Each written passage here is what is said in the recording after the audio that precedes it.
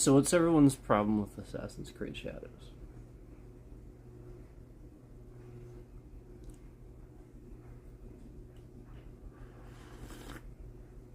Why is this like supposedly bad now?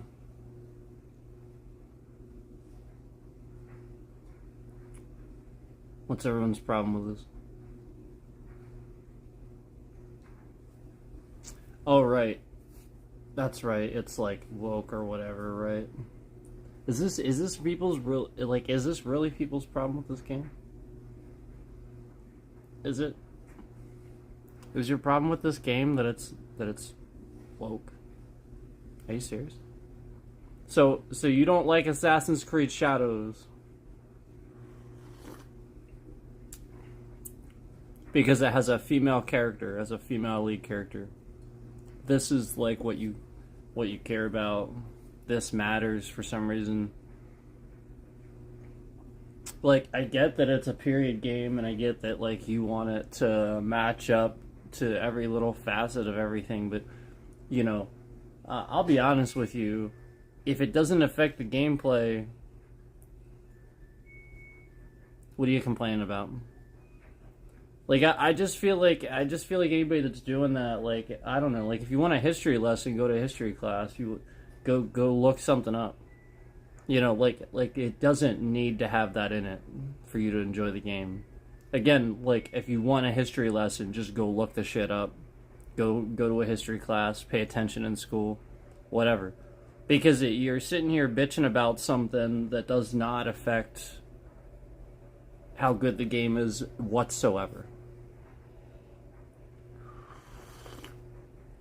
Um, and if you're trying to convince anybody that you're sitting there and you're playing games for the story, and this matters that much to you,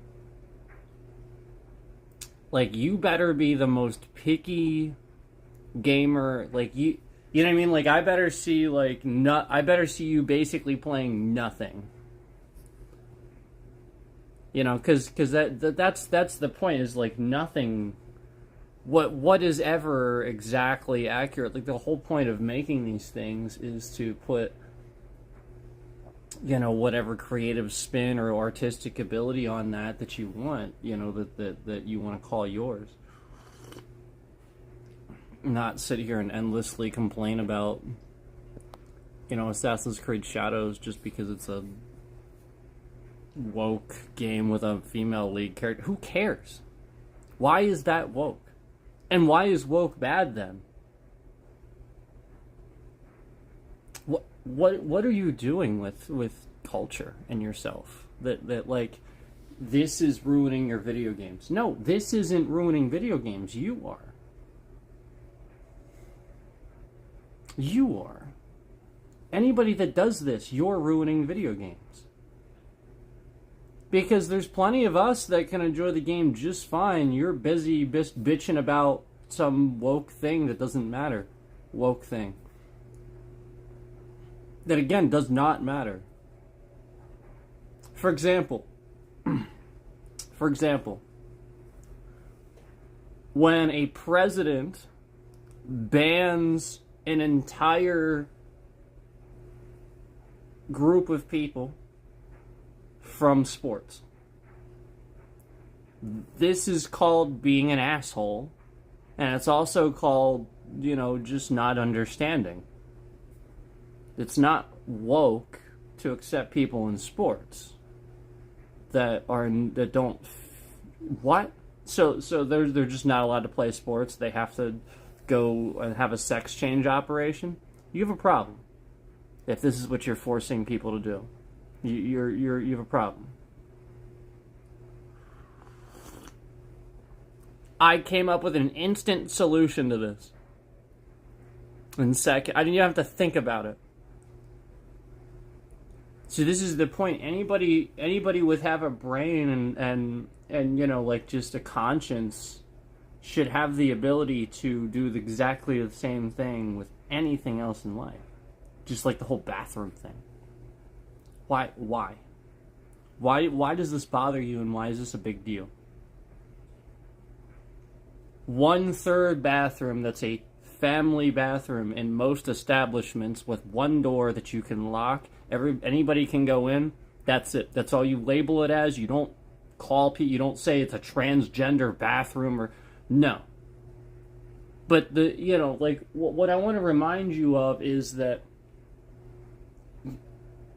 this country, this isn't a problem in other countries. It's this country. People are too invasive and want to see what you're doing. And it's weird. They're the problem. They're the problem. They want to know what transgenders are doing in the bathroom and shit. They're doing the same thing you are. Like, this is what's weird. That people actually think that, like, there's a difference or, like, that something else is happening or, like, I go into almost any bathroom in this country, and I actually feel kind of uncomfortable, I'm not going to lie, and this has been my entire life. This has been my entire life. And it has nothing to do... I'm a man. I don't have any other appendages or any questionable traits or anything like that. I'm a man. And I've always felt uncomfortable going into a bathroom in this country. Why do I add that at the end? Why do I add in this country at the end? Because I've been to other countries and in other bathrooms? Yes. I've also seen other bathrooms in other countries, and I've also seen... Alright, so let me just get to the point. Let me just get to the point.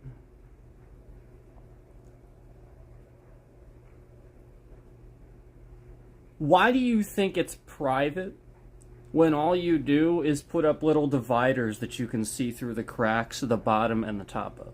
Why do you think that's private? And why does anybody think that's private? Well, because the people that design these things and work those companies and are in charge at the top that would be regulating these things and decide if that's appropriate or not are the type of people that want to look over and through the cracks and shit like that. They're the ones. They're the weird ones. That's why. That's it. And people are calling it out. And nobody's doing anything about it. In every other fucking country and developed country on the planet, just like anything else, anybody that with a half a brain calls out, that becomes political, this is where you should say, oh, every other developed country on the planet does this, and we don't. Let's look at why. And then go, oh yeah, propaganda. Some fucking weird slime ball likes to stare at people in bathrooms. Okay? So this is what you have to rationalize, is that somebody somewhere is doing this, and he has the ability to, using Congress or Mitch McConnell, Donald Trump, Mitch McConnell, Donald Trump, Mitch McConnell, Donald Trump. Jesus Christ, do I have to say it? I mean, come on, man. Unless you've been living under a rock and not paying attention to politics and stuff like that, these are the slime balls in politics. Donald Trump wasn't even a politician, but he was a slime ball. And so the point is, he made his way up, and everything was a hoax. He didn't even want to be president. Everything was just a scam. And then he's just in love with the media. Like, the point is, let's talk about the real problem. Let's talk about the fact that, again, I can go to normal bathrooms and normal establishments, and they just simply have correct dividers that go from ceiling to floor. That's it. Oh, it costs so much. No, it doesn't. Don't try to sit here and fucking tell me it costs. Then save money on a goddamn sink that never turns on properly anyway, and you're trying to justify water savings and shit because this sink turns on and off. And you realize how many people aren't properly washing their hands in this country anymore because they're already stupid. They already don't know how to wash their hands, let's be honest. Okay? They're spritzing it with water. Do you think that this is a valid solution to have things that turn on and off and then never work? How many times do you go to a thing in a sink and you go like this and it turns on for a half a second, you're like, yeah, and then you're like, oh. And you're like moving your hand around trying to play some fucking Houdini magic trick with a damn sink. Why? Because they want to save money and nobody is saying the sink is a piece of shit. Also, I got news for you. Hand dryers? Got news for you. Nobody's washing their hands right, and hand dryers blow fecal bacteria around all over the goddamn place. So you use a hand dryer, you just blew shit all over your hands. Just telling you. And this is what America thinks bathrooms should be. No paper products. Dividers that aren't walls that you can just peer over. Look into fucking weird shit. So of course people are bitching about bathrooms because people in this country have no fucking clue what privacy is. Holy shit. Because 90% of the people in this country have never been in a bathroom outside this country. Probably.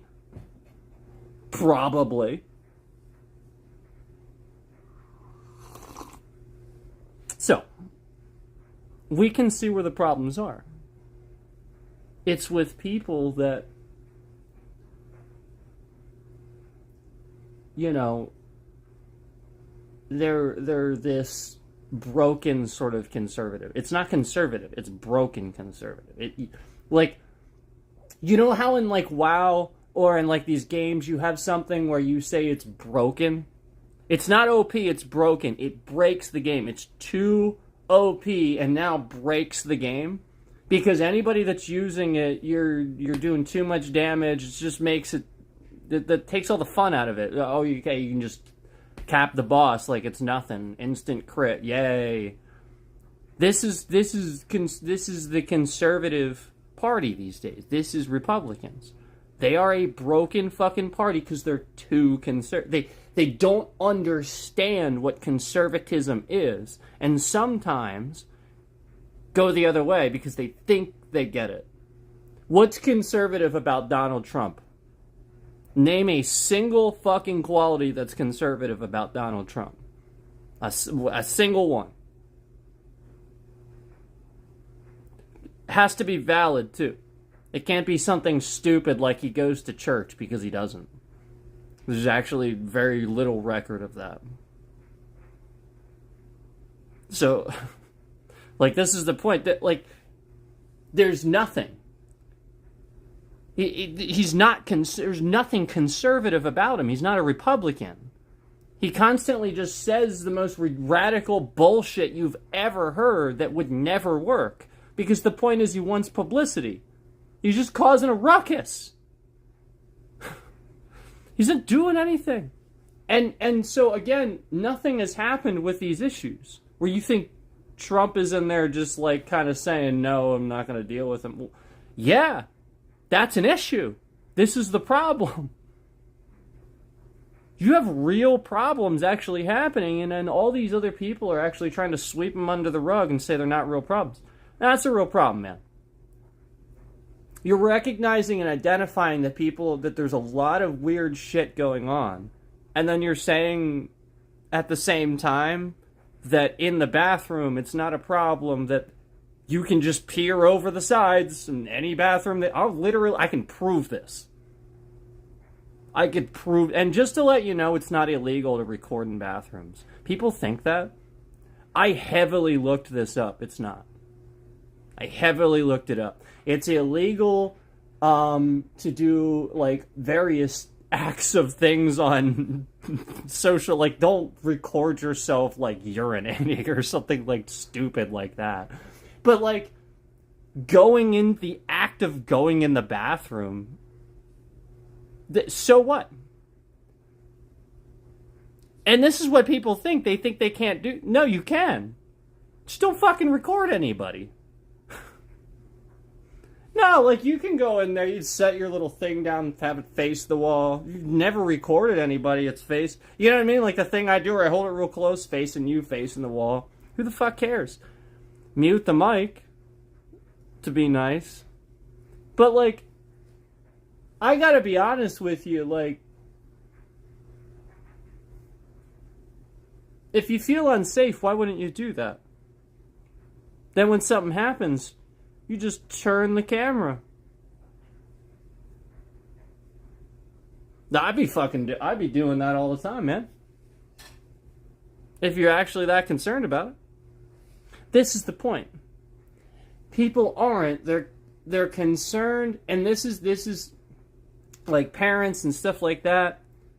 You know how you have the parent, it's like, well, all right, you have the, like the parents got to take, like the kid into the bathroom with them, right? This is why you have a third bathroom. It's so stupid, man. It's so stupid, and there's, like, it's just ridiculous. This is the point. This is why you need wall dividers. And even when I was growing up, that was the whole point. Is like there's always going to be those times where somebody's not going in there with you. You got to go in there, and you feel a little awkward. There's adults and stuff like that, and there's always like fucking weird people. Yeah, you gotta realize bathrooms are weird,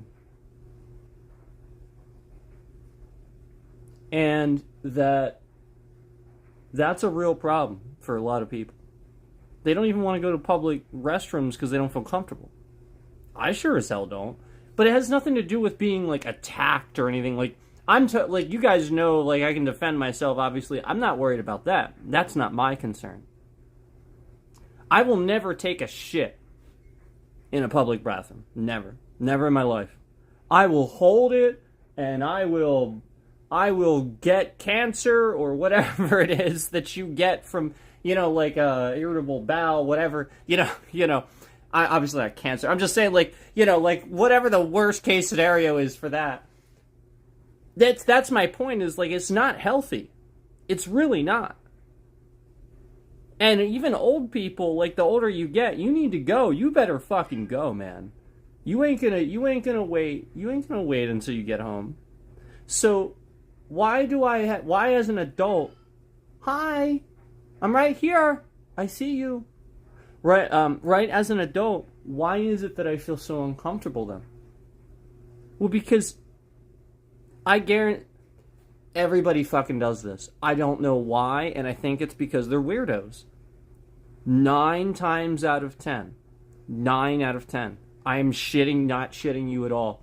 No pun intended. 9 times out of 10, when I am in there sitting down, if there's nobody else in there and there's one person that walks in, for whatever fucking reason, even though I'm at the end goddamn stall and they can clearly see the doors are open, they can choose anyone they want, they walk to the end one that's clearly locked where they can look under and see your feet are there, and this guy is like looking through the cracks to see. Well, yeah, you know what he's doing. He's looking for your fucking dick, man. Like, so why does every fucking guy have to do this and then make any straight guy that goes in there uncomfortable as hell? Because like, probably there's a good number of gay guys that like that sort of thing, and they're going in there for that. They're not in there to use the bathroom. They saw an attractive male go in there to take a shit. And people have put this together. It's not rocket science, man. It's weird. That's all. Fuck.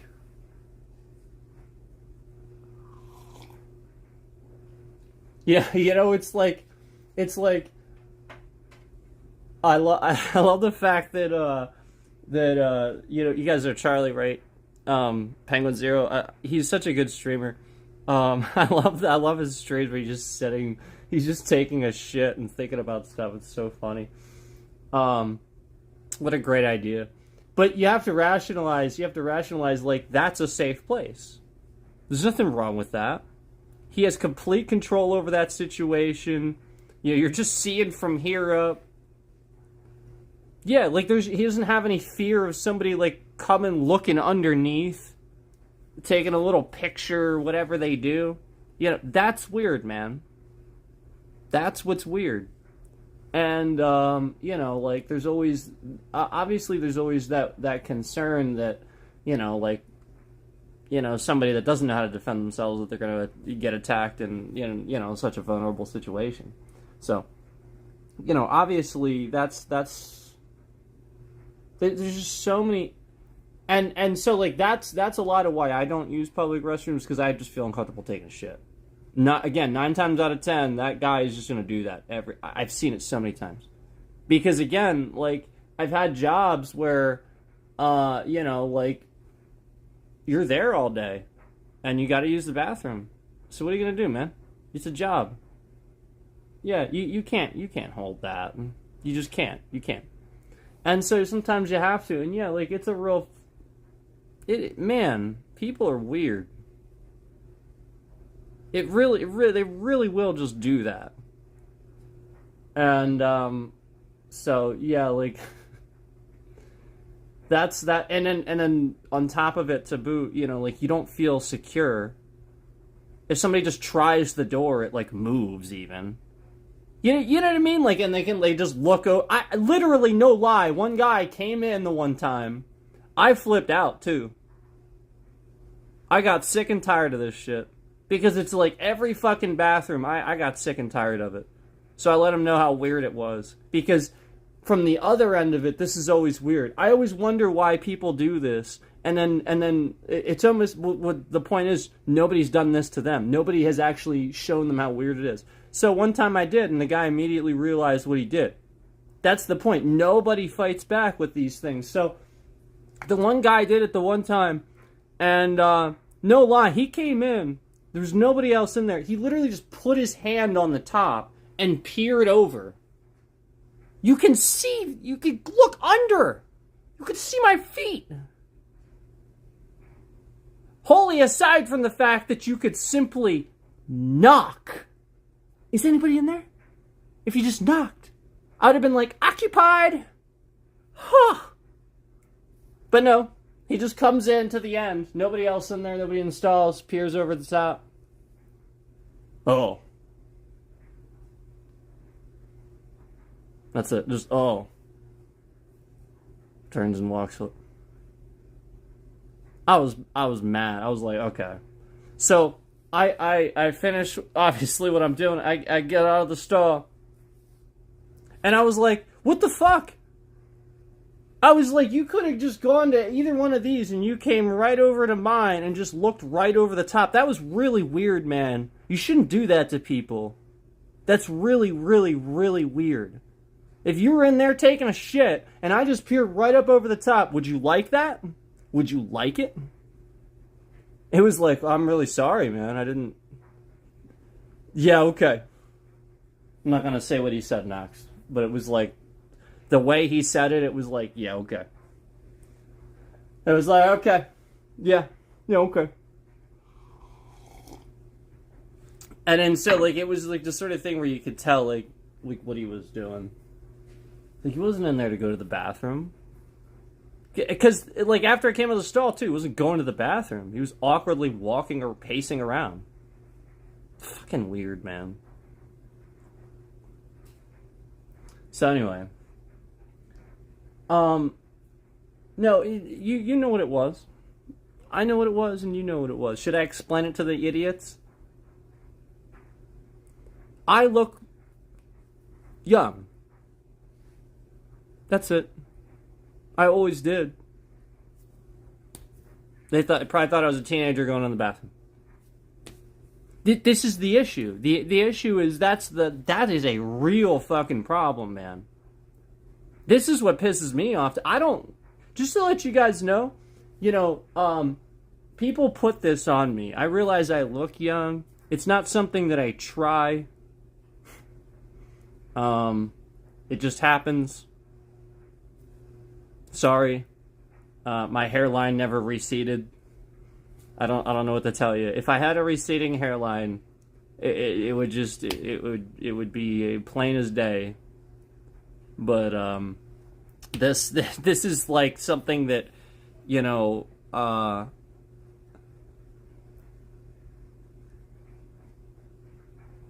people don't really understand, and what to do with it, because they put so much on age and they shouldn't. They just think about age so much, you know. I think it's really weird that people do that, but yeah, like I definitely have always looked quite a bit younger than I actually am, and it's actually pretty annoying. Just to let you know, I don't enjoy it. It's not a fun thing. You know, people look at this and they're like, man, that guy, he must love looking young. You put this on me, and so many people end up condemning and causing problems for people and stuff like that when, again, I don't want that. And then it actually... It's the sort of thing where, like, you start realizing that some people actually gotten plastic surgery because of this. Specifically women. More women than guys. But now I'm starting to understand it. Women that appear young and stuff like that will intentionally get, like, their jaw done. Or their nose done. Hello. And the idea is that they want to look more their age.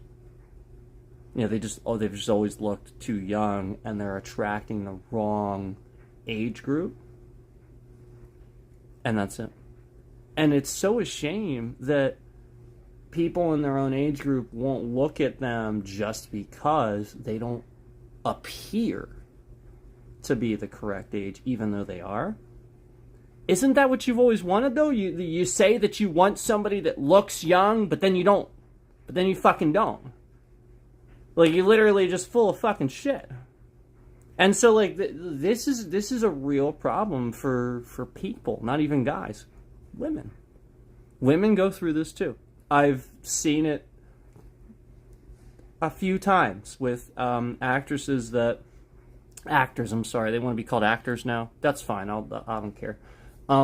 With, you know, some actors, female actors that you know, essentially that's the idea. They it was kind of obvious that they were not that age and they just looked younger. You know, they got like sort of more of like a round face, I guess, maybe, you know, stuff, you know, like just softer features, you know, per se, and it's just not how normal, you know, the accepted, you know, normal look as you age. And so therefore, you know, you kind of normalize your look a little bit with that plastic surgery, and people in your own age group look at you a little bit different. And it's just a generational issue. And then people say there's no generational issues. No, there are. That's a generational issue. That's not something that people had problems with even 20, 30 years ago. It's happening now because of all the things I just explained. All the weirdness. You know, and I get it. For sure. I mean, it makes sense. People just wonder, you know, because it is weird. And there is definitely those things that happen. But, you know, you have to also realize that there's a good number of times where that's not the case, and it's just, you know, like, there's going to be a lot of times now where, yeah, people just get overlooked a lot and aren't taken, you know, it's the sort of thing where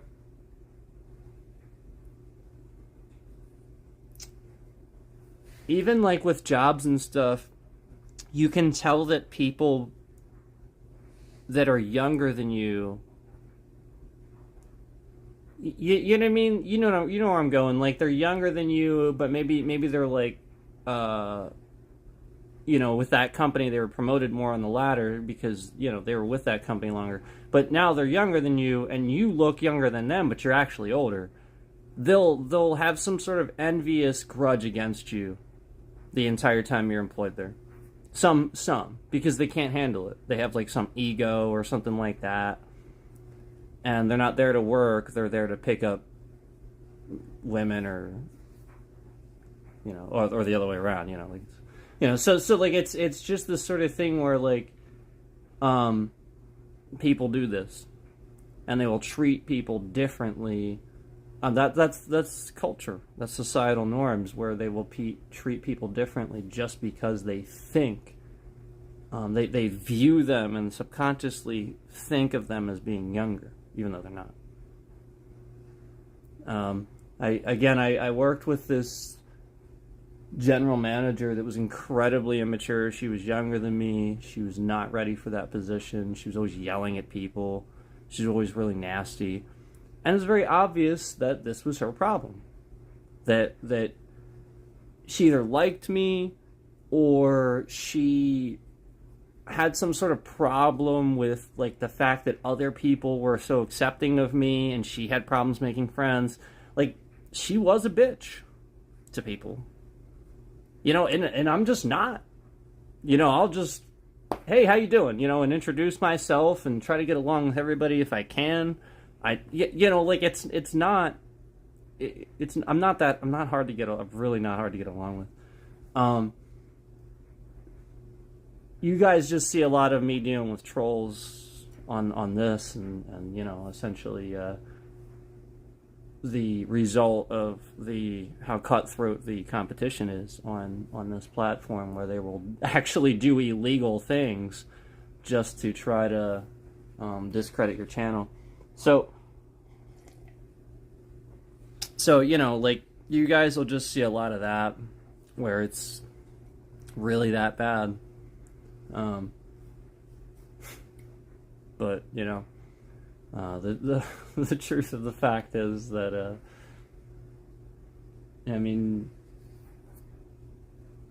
just like when 365 calls me up on the phone, it's not like like just have a normal conversation or something. I just went out to eat with a friend of mine. Actually few friends the other day, and then a friend of mine like a couple weeks ago. And just had a good time, just conversation and stuff like that, and just talked about shit and life and stuff. It's not hard to get along with people. It's really not. But again, if you're one of those people, and then she was, I would always catch her like talking in secret with like the other female that was there. She was like whispering to her and stuff.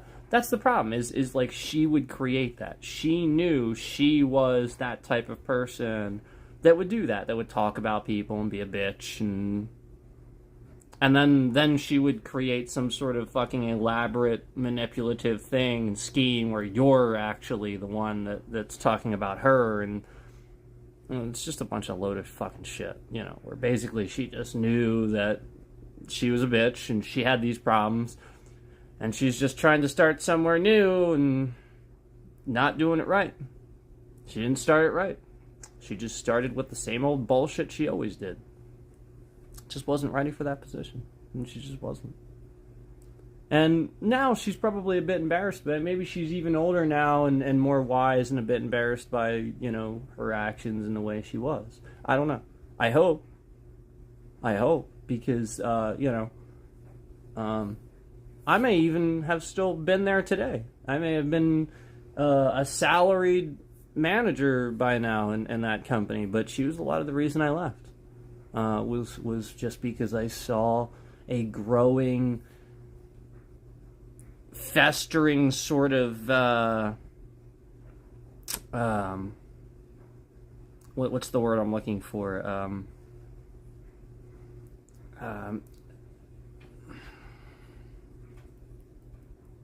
Parasite. That's the word I'm looking for. There's in that company is just a festering toxic parasite. It's the sort of thing where like you go to a corporate and you tell them all this shit's going on, and instead of immediately taking it seriously, what they do is they go, "Oh, that's funny. That's good. Oh, you were serious? That's even funnier. Did you talk to your district manager? Oh, you did? I'm sure he's taking care of it."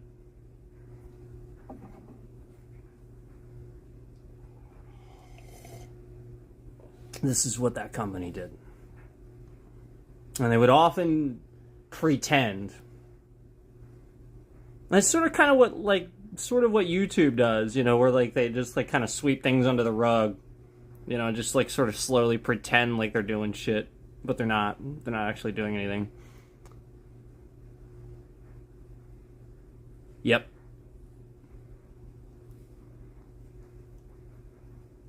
Oh my god. Just the sheer number of times that she screamed at people in front of customers too, and just never got fired. Got red in the face, never got fired. Typed out sentences of insults to people in a manager communication, like a thing to communicate with, like, other managers, like, for next shifts and stuff. Those who know in the company I'm talking about know the thing I'm talking about. The ISP, right?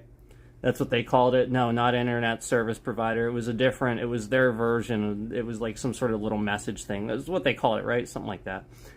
And no lie, she would just type out entire insults. And again, and the crazy thing, it was just all made up. She'd literally just make shit up, too. But, like, type out entire sentences of insults and stuff to call managers, like, lazy and, like bully them and shit, like, in this communication thing for the next manager. Like, the whole point of this was to communicate from shift to shift so managers knew what was needed on the next shift, not to insult people. And I had to actually go in there and type out a message. This is what I did. Like, when she was doing that, I literally just went in there and typed out a message that went to all the managers instructing them on how to use this. It is not to bully people. It is there to enable you to communicate from shift to shift, so that way we can keep up with demand, so that way our customers' needs are met. And instead, yes, would you like to go outside? Is that what you want? I don't know what you want. You're just sitting there meowing at me. And again, like, I typed all this up and instructed managers on how to use it. And she literally was sitting in the office with somebody that wasn't a manager. This is what she would do. This is the problem. She had a little friend that she would talk to that was just another employee that she then later made a manager to try to cover up the fact that she was just talking to this fucking lady the whole time about shit she should not talk to people about. And she's just a member of the team, not even a manager. And she would just talk about us to her. And so this is what I caught her doing. She was in the office, like, laughing about this, that I was instructing people on how to use it, and that this was after she was insulting people and shit like that, yada, yada, yada. And this was after I had set up a new store. I was supposed to get a raise. She never gave me one. This was all voluntary, too. I was driving an hour to fucking work every day for $11 an hour. Yeah. To get treated like that. Talked about. Be called names. And then you spend time on the clock. It's not already hard enough dealing with fucking customers and their stupid bullshit. Because we all know customers are nasty. And fast food, they are nasty. But you just gotta be nice and deal with them. But no, on top of that, you gotta deal with, an ego. You gotta deal with, somebody that should have never been allowed. She slept with somebody. That's it. She fucked somebody and got that position. That's all that happened. That's literally all that happened. She fucked somebody and got that position. Because she was like... I was like 30 or something like that. And she was like 26. Yeah, she was 26. And they gave her a general manager position. At 26.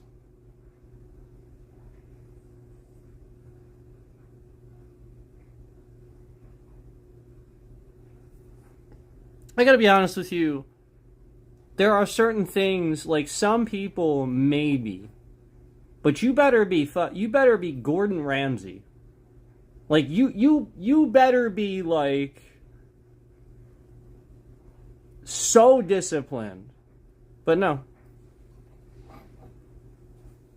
I mean, she was there every day. She knew how to show up. Oh, but wait, that's right. That's right. She had a nice new house that she just bought in the area.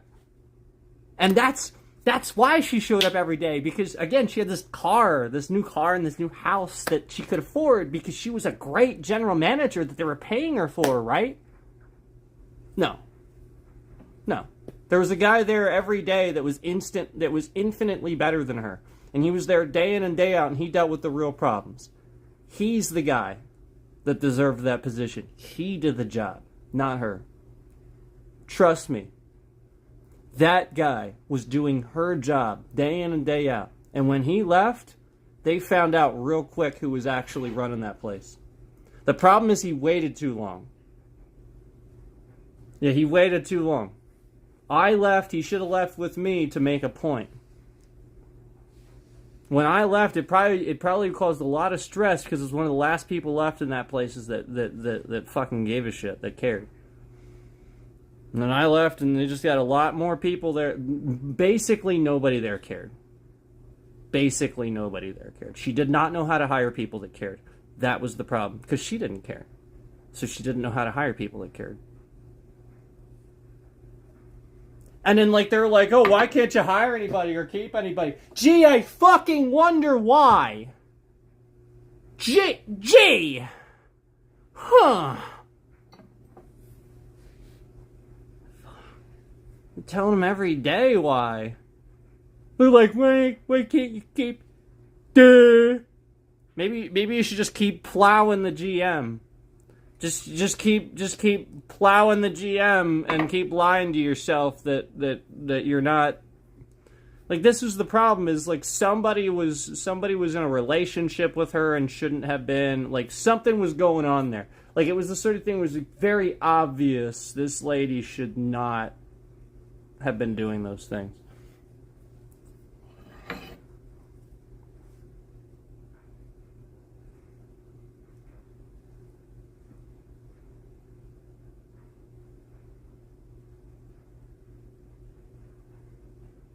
Maybe if this company didn't want me to talk about it, maybe they should have followed their own policies the entire time that I worked there. Maybe they shouldn't have blatantly ignored their own policies the entire time I worked there. I know plenty of places. I mean, this is just like YouTube, basically, but I know plenty of places that it's the same sort of thing. They have these policies. They just don't fucking follow them. Like, just day in and day out, they break these policies, and the reason they have them is to claim they have them, to make it look good, just like YouTube, claiming that they have policies for, doxing and not allowing, like, harassment and stalking and stuff. Meanwhile, this person he still has a channel. All that content's still on there with all that info. It's still there. And so, like, it's just, you can see clearly, like, these companies that have been allowed to take advantage of the capitalism that's gone too far in this country. Where these companies are just too big, and the idea is that you won't, like they have this policy, but they don't actually follow that policy. That's a corrupt company. Something's going on there. And the idea is that they're so big, it's being overlooked for some reason. It's not good.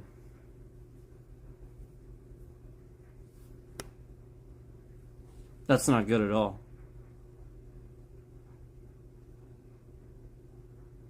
Nope, that's pretty disgusting.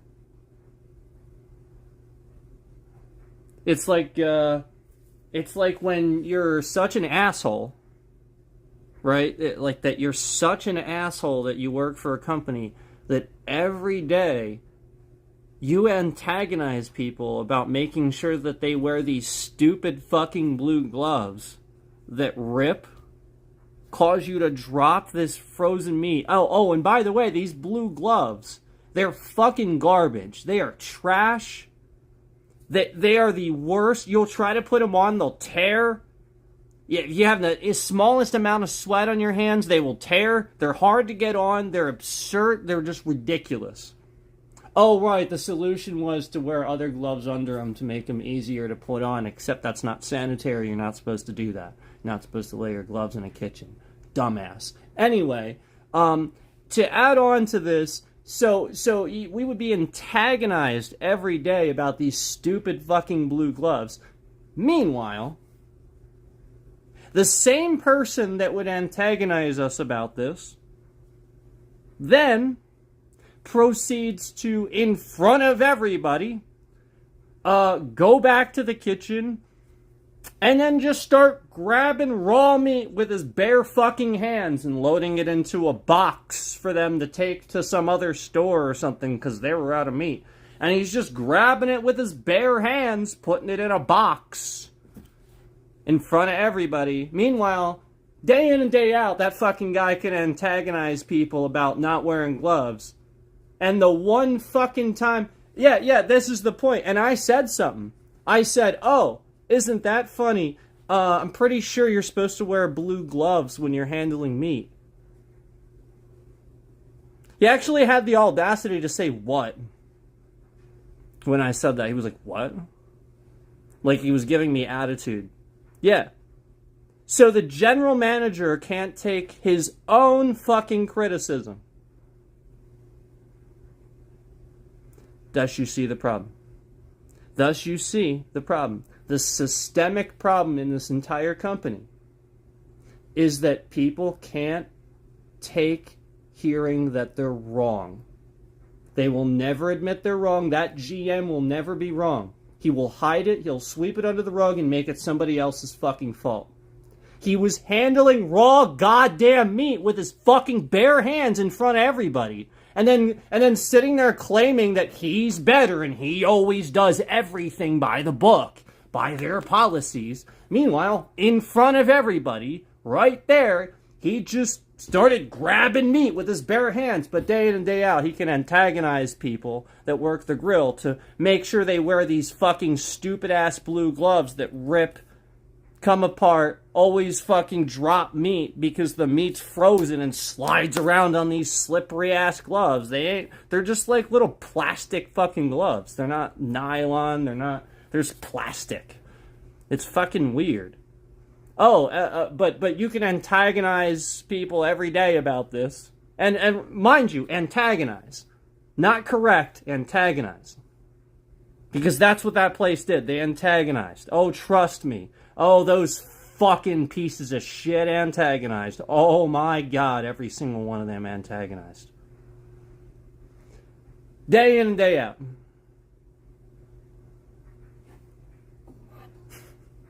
What a terrible, terrible company to work for. Terrible. Terrible. And then you don't see that this is trickling in to other companies and other businesses where it's other practices and other businesses doing this too? Where you just have egos of managers that exist in a company that, again, they can't be wrong. They can't be seen in the wrong. What really happens is that guy that was doing that general manager, he was worthy of a promotion fucking 10, 15 years before. That guy was well worthy of a promotion. That guy was overly qualified. He's running the store like fucking crazy. And now, 10, 15 years after he's deserving of this promotion, he sees all these other guys getting it before him. And meanwhile, he's got to deal with a store where you got a fucking douchebag with Asperger's that's fucking 40-something years old calling people on the line bitches and dykes and stuff like that. And then, meanwhile, his mom is one of the managers at the store, and, you know, she's just allowed to insult people, make light of suicide on the clock, and antagonize people on a regular basis because she comes in at 5 in the morning and she's allowed to make the third shift manager feel like he needs to stay and do a lot of extra shit. Regardless of whether he had only two people on his entire shift, and regardless of how many things he has to do that fucking bitch would never be able to do, that she doesn't even understand how to do, regardless of that, she comes in at 5 in the morning every day and has a full fucking crew of people to delegate and do things with. So therefore, since she always gets all her stuff done, oh, right, since she looks amazing, bow down to the lady that we clearly always give a goddamn full fucking crew to. Oh, yeah, bow down to her. She's got endless fucking people coming in all fucking times of the day. Are you fucking kidding me? And all I got's the same fucking guy that's been there for fucking 30 years, and I'm lucky if I get one other person for drive-thru who doesn't fucking call off. And then you're gonna tell me? Yeah, that's what I get. Yep. Clean the entire front. Everything must be cleaned. All dishes. Everything. Entire kitchen broken down. Everything swept. All floors cleaned. All grease traps, grill cut, cleaned. Every single fucking night. All towel buckets, towels washed. All fucking coffee pots, everything clean, sanitized. All dishes, entire front clean, entire lobby. Oh, guess what? If the closing person didn't do it, now it's my fucking chance. Oh, great. Now I gotta do the fucking lobby. Oh, right. That's right. Every shift has something they didn't fucking do that falls on the third shift person because, again, this stupid fucking bitch would come in at 5 in the morning every goddamn morning and just be like, well, you need to stay until 9 a.m. to do all the shit that all the other shifts didn't do. Durka-durka-dur! And I'm the stupid jackass GM that'll never notice the good employee doing this day in and day out, never saying anything, never complaining, because I'm a bad GM. And I don't notice anything because I'm a bad GM. I don't notice good employees working their ass off for fucking $11 an hour, standing on greasy-ass ladders, trying to clean fucking ceiling tiles, turning ceiling tiles white while standing on a fucking ladder? Fuck you. You got a goddamn maintenance. Hire somebody. You're fucking. You rub it in my face that your store makes $3.5 million a year. Okay, faggot. Hire somebody to clean your goddamn ceiling tiles then, you bitch. And so thus you see what the problem is. Thus you see, we have all this fucking built up fucking bullshit of an employee that was extremely dissatisfied that you tormented day in and day out because, again, you didn't do your jobs. And this employee did. Well above and beyond. Well above and beyond. Went to fucking college at the same time, too, assholes.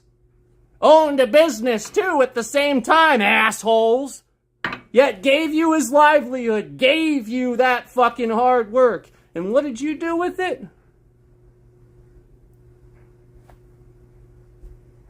That's what you did.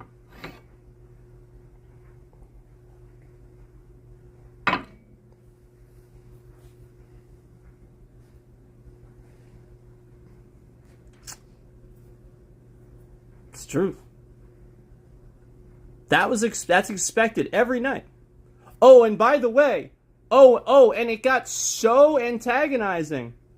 It got so antagonizing that if his shitty ass fucking fryers, if some stupid fucker on that second shift, the jackass with Asperger's that's insulting women and the retired store manager that's just a fucking shift manager that's bossing everybody around, these two. Yeah, they're the fucking problems. He should have fired the fuck out of them a long-ass fucking time ago. Fucking pieces of shit sitting in there breaking fucking rules, being fucking dictators day in and day out. Fuck them. Meanwhile, that fucking piece of shit was always the one draining the grease, getting it all over the goddamn floor. And it got so antagonizing. It's not enough that I had enough to do. You realize I'm taking orders half the time, too. You realize this, right? I'm not just doing all that other... Yeah, I'm also taking orders. You realize this, right? Like, this is how fucking stupid this is. And they give me 2 people. 2. Bare minimum. Just to let you know, they have a policy. If you only have one other person, you have to close the store. And they gave me 2 people. So that is bare minimum. That is absolutely bare minimum. Yep, and they knew it. And this is how antagonizing it got. Oh no, also, I want to remind you, that's the busiest store in the entire area. He made a point to make sure I knew that all the time, too. It's the busiest store in the entire area. So why are you giving me bare minimum for graveyard shift? Day in and day out. Because you're because you're saving money. That's why. And you're doing it with your most invaluable, taking advantage of your most invaluable employee. Now, you're a piece of shit that didn't fucking fire assholes when you should have. That's what this is. So day in and day out, and this is how antagonizing it got. It got to the point where this guy was emptying the grease, and his grease lines were full of shit. They're all gunked up. It's the grease lines. They're fucking leaking all over the floor, and he's too stupid. He literally is too dumb to take somebody's advice. Duh! Why is this all this grease on the floor? I guess I'll just be the same GM as everybody else and think I know everything. Meanwhile, you don't know anything about those fryers. You just stand up front all day and write schedules. You don't fucking know a goddamn thing. I told you, day in and day out, your fucking roof is ridiculous. Your fucking grease lines are fucking clogged. Because this jackass, the same guy that has Asperger's, that's calling women bitches and insulting them in your fucking grill area, is the only guy fucking doing this. He doesn't know what the fuck he's doing. That's it. And it's leaking all over the goddamn floor. And you're too fucking stupid to recognize it. So this is how antagonizing it got. This guy, this fucking GM, instead of handling it properly, taking care of it properly, this is how antagonizing it got. I had to start taking pictures of when I cleaned up underneath the fryers. Yeah, because every day in and day out, I had to get the floor spotless. There could be absolutely no grease whatsoever. Meanwhile, I didn't work those shifts. All throughout the day, they're dropping grease all over the floor. They're fucking this shit up. They're not pulling it out. They're not cleaning it up. Every night, pile. Oh, right. That's right. That's right. That's right. That's right. Just like everything else, everyone didn't do. Just like everything else, everyone didn't do. Would pile up on the third shift person that actually did his job. Imagine that. And then I'd be there till fucking 9 in the morning. Just to let you know, I was supposed to leave at 6 or 7. Not 9 and 10. Yeah, if I come in at 11 o'clock at night, I leave at 6 or 7 in the morning. Taking advantage. This is the problem. And then the people that I visit in the drive-thrus in the area, they probably think that I don't know. No, trust me, I know. I know more than you do. I know probably way better than you do.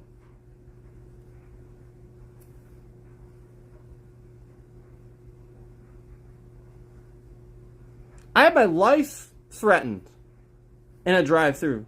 You guys know this? They don't care. Yeah, some guy pulled out a gun because his fries weren't ready. Yep. Yeah, they just try to hide shit. They don't want publicity. They just try to hide shit. They try to bury it.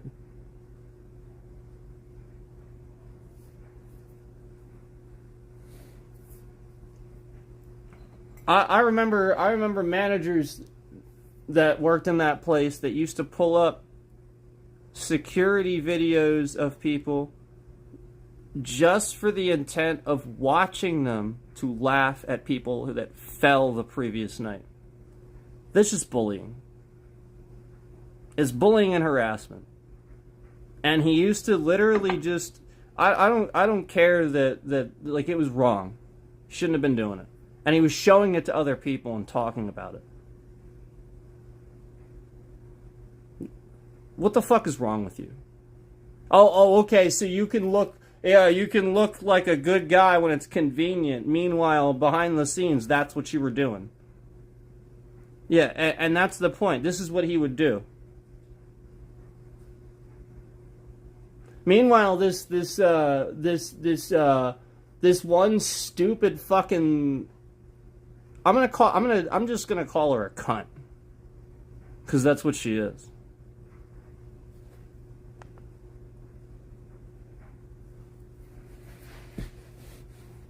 If you cry, I don't care who you are. If you cry and lose all ability to function because somebody said a word, not at you, not like a sentence, not like they came at you. No, just you heard a word somebody said out loud in the background or something like that, and you cause a tantrum, you like start crying and freaking out and shit like that, you're a piece of shit. You're a piece of shit. You are doing this for attention. You want to like leave work or something, and then that guy, he would very classically like, oh, poor baby, and stuff like that when people would do this. So, meanwhile, he was the guy showing people security footage of people falling over and shit like that. Oh, ha, see this? See, she fell over last night on her shift. Ha, that's so funny. Meanwhile, when this other person was doing that, he was real quick to like put his arm around her and like he was like hugging her and stuff and coveting her and shit like that. That's called taking advantage of a situation. Of that person. The moment you don't send that person home because they're too hysterical to be at work, you're a dumb fuck. You're literally stupid and you're a piece of shit. That person was being hysterical on purpose. They need to be sent home. They can't act like that at work. And aside from that, even if they're being hysterical on purpose or not, if they get sent home, that's the point. Well, then they can go deal with that at home and they can calm down or whatever they need to do. But you cannot act like that at work, and you are not somebody there for a job. You're there to be emotional and hear some fucking word or something like that.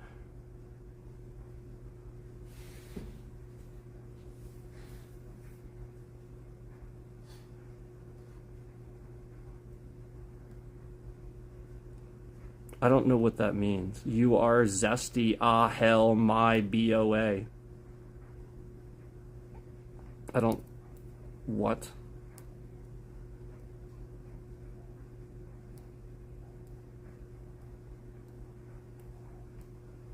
Pre-recorded video. Totally. Yep, totally pre-recorded. It's so pre-recorded that I can respond to your comment.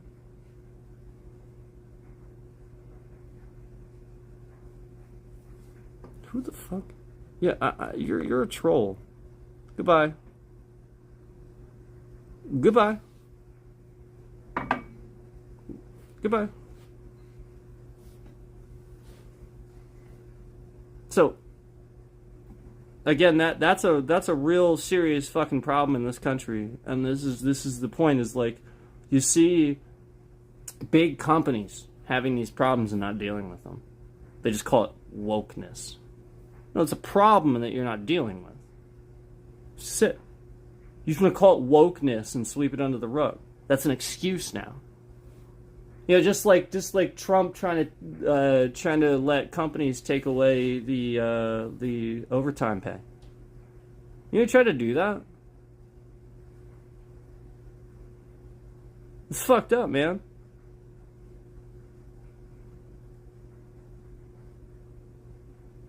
Why does this guy? Why do you think this guy is helping you when he clearly just rips you off? He doesn't give you a better deal. He rips you off. What the fuck is wrong with you? You think he gives you a better deal? We had the better deal for decades, and then Trump changed the deal in 2018 with the new fucking trade thing he did with Canada and all them. We were getting a fair deal for decades. Trump fucked you over. Yeah, like, you literally have you don't look anything up, nobody pays attention to anything, you just sit here and you go to work and you come home and you watch Fox News. You don't care, you don't pay attention, you don't fucking apply yourself. Nobody does. And then the educated people that go to college and shit like that, all they ever do is apply themselves in that area. They don't fucking remember politics or propaganda or anything. They don't. That's the issue. The issue is education. The issue is regular IQ. People should have an IQ upwards of 200 by now, and we're devolving. We're lowering the IQ average easily. Why is it that autistic people have a higher IQ than regular intelligent? Did you know that? Why is that? I'm going to tell you. And it's not all of them. It's just some of them. It's just some of them. But I'm going to tell you. Because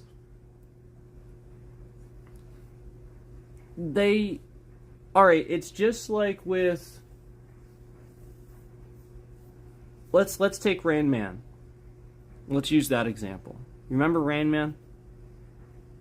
That was a perfect example. Do you remember the movie Rain Man with Dustin Hoffman, Tom Cruise? Phenomenal movie. Okay?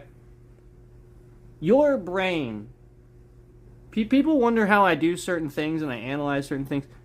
Guys, I've been explaining to you for decades that I'm a martial arts instructor. Well, I'm sorry, not explaining to you for decades. I've been a martial arts instructor for decades. I've been explaining to you for a few years now that I'm a martial arts instructor.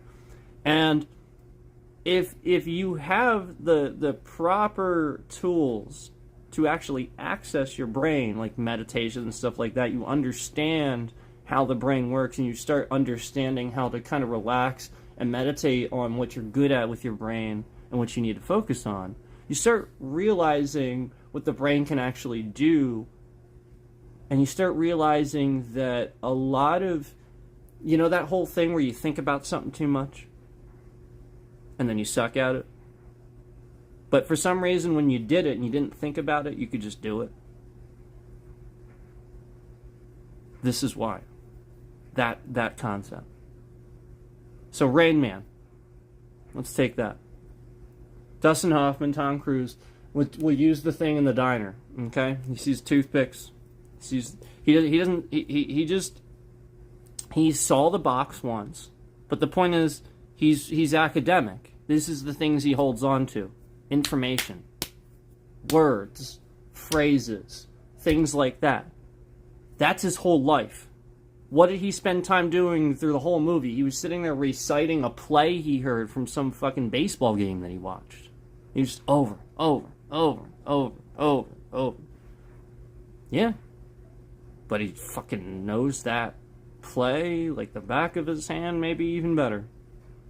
So the point is, information, specific information, like maybe he can't walk normally or understand emotions, understand how to interact with people. But his IQ, all of those points now, all of that's normally supposed to do everything that you and I normally do subconsciously, and that's the trick, subconsciously. That's the point. He does it consciously. So almost nothing is subconscious for him. That's the point. He actually has access to it. So he sees the toothpicks. Let's say there's... I forget what the exact line is, so I'm just going to spitball here. I'm just going to give you, sort of paraphrasing. Tom Cruise is holding the box of toothpicks up. He grabs just like a new box. They open. He's like, you got toothpicks, whatever. Drops the box. I think it's like I think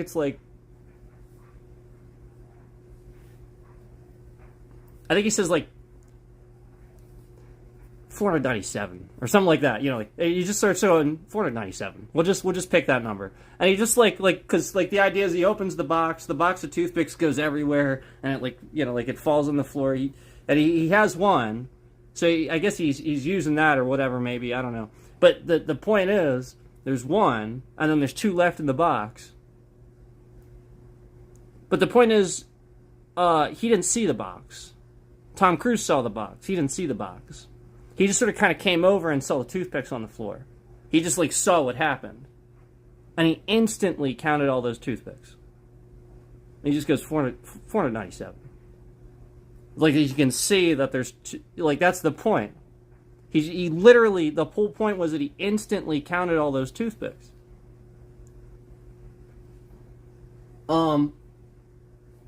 Through meditation and stuff, I've actually practiced things like this where I'll try to clear my mind and look at a stack of things and guess how many is in there and things like that. This is social things. You ever wonder why people post a video of there's a whole bunch of stuff in something, they want you to guess how much is in it and stuff. This is what that science is deducing, except there's a problem. This is a trick. If you want data, if you want proper data, make sure that whatever the person is guessing, every object in there is the same shape and size, because their brain has to be able to deduce from what's missing how much space is in between there based on how large each one of those is, how much space and volume it takes up, and then based on how many you see, you can fill in the blanks with your brain. But you can't do that if you don't know if they're all different objects. You can't see it all. You turn it around. It starts messing with it a bit. It has to all be the same. But use bottle caps or something. Way better data. You'll get way better data. All the same thing. Marbles. Way better data. Stop using different things. The brain can't do that. It has to be the same. And this is what I've discovered, essentially, is when you're able to see that with Rain Man and figure out, wow, people really can do that. How is he doing that? It's just the ability to, again, like I said, understand math and academics instantly. Those people are so good at it. They really are. A lot of the time they are. They really are so good at it. And that was the whole point, was he could just count instantly. He didn't have to think. That was his subconscious. So, you and I do all these subconscious things. Everything's subconscious. For example, I'm holding my head up. The most basic thing that you're worried about, like a baby, right? You have a newborn or whatever, you're worried about its head, right? That's the most basic thing, right? We don't even think about this anymore. You're holding your head up. That's something you do. It's the same reason why, if somebody,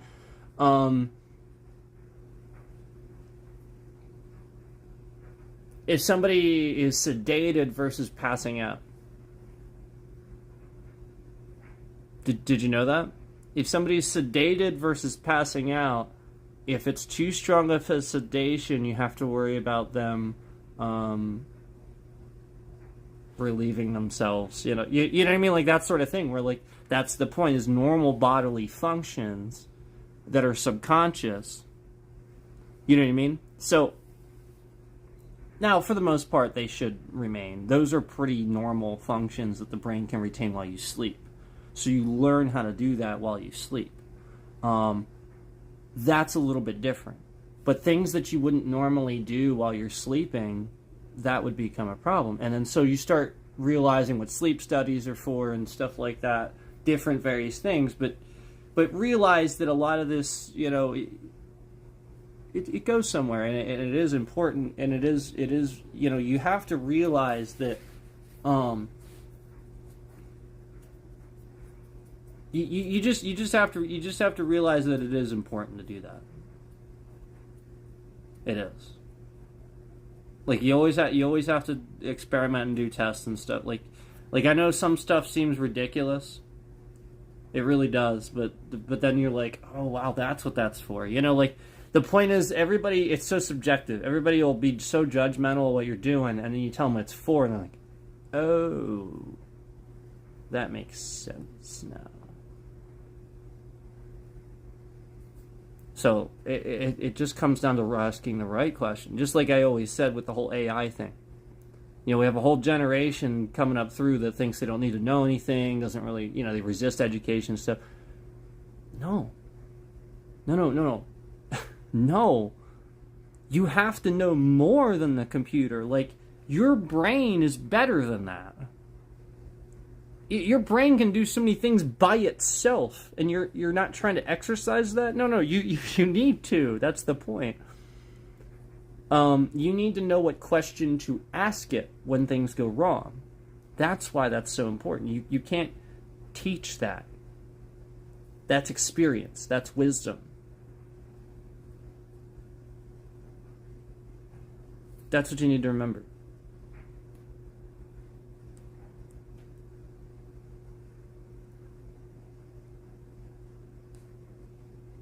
Part of what's so difficult about teaching politics too, in school and stuff like that, is understanding that everybody's going to have a different opinion, but opinions, this is what we need to start teaching. We need to start teaching when opinions come into play, what propaganda is, because people just don't know anymore. That's the issue. The issue is they don't understand that a difference of opinion isn't us trying to unmake the government and trying to undo democracy. No, that's the thing that's working. Remember? Like, that's the thing we fought for, that we knew we needed. Giving people rights, the ability to just have what we call an actual free world for once, a free country, free thought, freedom of the press. Like that's the point. So, if you want that, like, you want your opinions, you want the freedom to have that opinion, remember, your opinion does not come into play when we're talking about, what we should do in an ethical situation. For example, like, why would randomly Trump undo a regulation that prevented you from dumping oil waste into waterways? Why would he do that? It's just not something you should undo. You need to find a different, like, whatever it is he's trying to do with that. Well, I knew what he was doing. That was him trying to get the coal industry back. He was trying to restart the coal industry and, like, mining and stuff like that by simply undoing a regulation that needed to be in place. We don't need to mine that shit. Like, we need to get past fossil fuels. Like, this is the point. So understand why he would do that.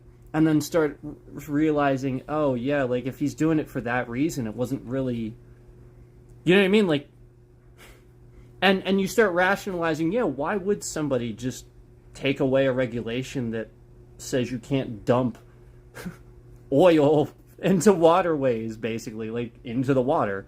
Of course you can't. We know that. Like, that contaminate, you can't separate oil from water.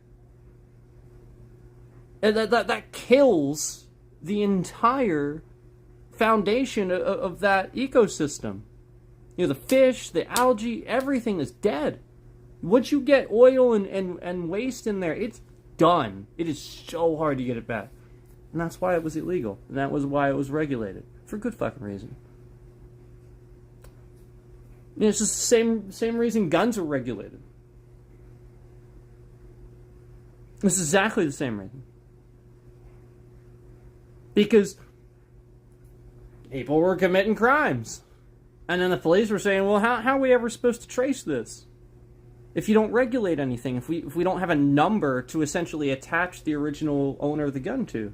You know, like, we found the gun there, he clearly dumped it here, but now there's no way to trace it back to him because, like, when he bought the gun, there was no number registered to it, and you start realizing why they want to trace and regulate and track guns.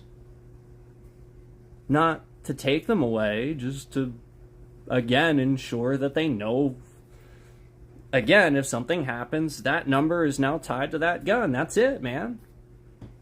And the original person that bought it, it's now tied to their name, so they can go question that person, whoever they sold it to, or whatever happened to it after that. Like, that's the point. It's not to take it away.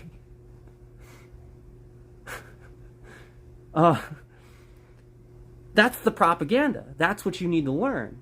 Republican just wants you to think that to get you to think bad of the Democrat that's trying to propose a good idea. It's just a good idea, so that way it makes them sound bad. You have to understand that's all this is. That's a good idea. So the Republicans are just like, no, it's bad. Regulation, bad. So thus you start justifying, you have entire organizations like the NRA that accepts like huge cash donations and shit like that, arguably over the years to promote Republican propaganda. And that's irresponsible. You're a rifle association. You're all about guns and rifles and shit. And then you're sitting here touting propaganda. Yeah. The NRA is definitely one of those organizations that's over the years been, for sure. I mean, come on. Does anybody think that the NRA gets behind Democrats? I've never heard that. I've heard them backing Republicans every single time. Thus you start realizing where the problem is. And have Democrats ever actually sat here and proposed any regulation, anything in Congress, even when Obama was in office, and that period of time where the Democrats actually finally controlled all of it? Do you remember how good things were? Do you remember how you didn't have to worry about anything? And do you remember ever at any point in time them proposing anything about taking guns away or anything like that? No. Not once. In fact, I remember specifically a question, too, proposed at Obama, rally thing or whatever, where he was answering questions and stuff like that when he was president. And, that was the question, was about regulation and stuff like that. And Obama just simply answered it very honestly, exactly the same way I'm answering it, kind of. He just sort of kind of said, well, the problem with talking about that is that anytime you talk about that, people say we're trying to take them away. He literally said that. He said that's the problem with talking about it. You just can't talk, like, you can't even discuss it anymore. People just, like, that is a real problem. And he said, he made this analogy with the whole, cars thing. Is like when we when we designed cars and we made roads and stuff like that, nobody, like it's the same sort of thing where, like, do you follow the speed limit? Yeah, like, you don't have people regularly saying that we should take away speed limit signs and stuff like that. Yeah, so like that's the point, is like yeah, Obama taught the way he spoke and stuff like that. You really can learn a lot from the guy. That's kind of the point. He is transparent, not Trump. That's why Trump hates him. He actually was one of the most transparent presidents. And Trump hates that. He hates that it was a Democrat, and he hates being wrong. That's it. It's literally all about being wrong.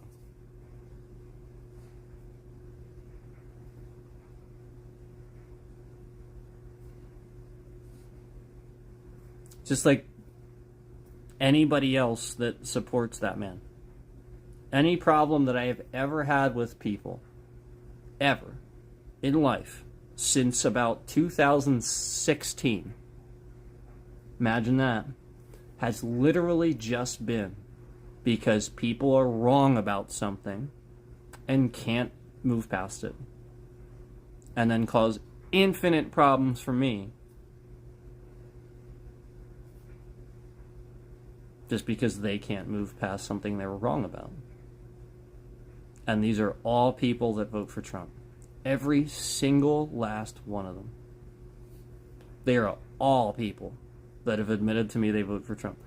Every single, not a single person that I know of that doesn't like him typically has issues with, accepting and having conversation about things and things I talk about and stuff like that. But because Trump is so fucking insane and has made people so crazy, you can't even talk to these people anymore. You just no normal conversation whatsoever. Everything is woke. Nothing is normal. Like, you just no getting along with these people. Oh, well, of course, unless you're also one of them. Then all you ever talk about is how terrible Democrats are and how Trump's making America great again, even though he's not. Even though it's literally the opposite. Don't know what else you want me to say.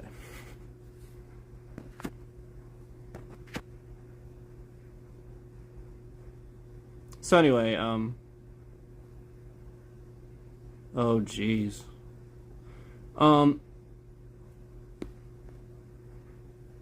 Yeah, anyway, just wanted to remind you guys that,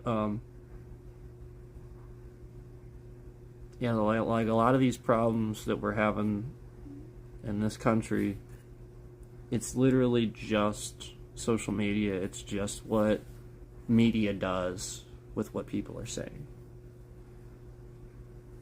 Like it's literally that. There's people for the most part are fairly reasonable, but there's a good number of people out there that say some pretty crazy fucking shit that doesn't mean much of anything. That's just crazy shit. That's the stuff that gets covered. And this is where Trump has realized too. Trump he's not doing anything to care about you or to do anything about the country or anything like that. Again, I want to remind you what Fauci told us and what's absolutely been true about Trump the whole time.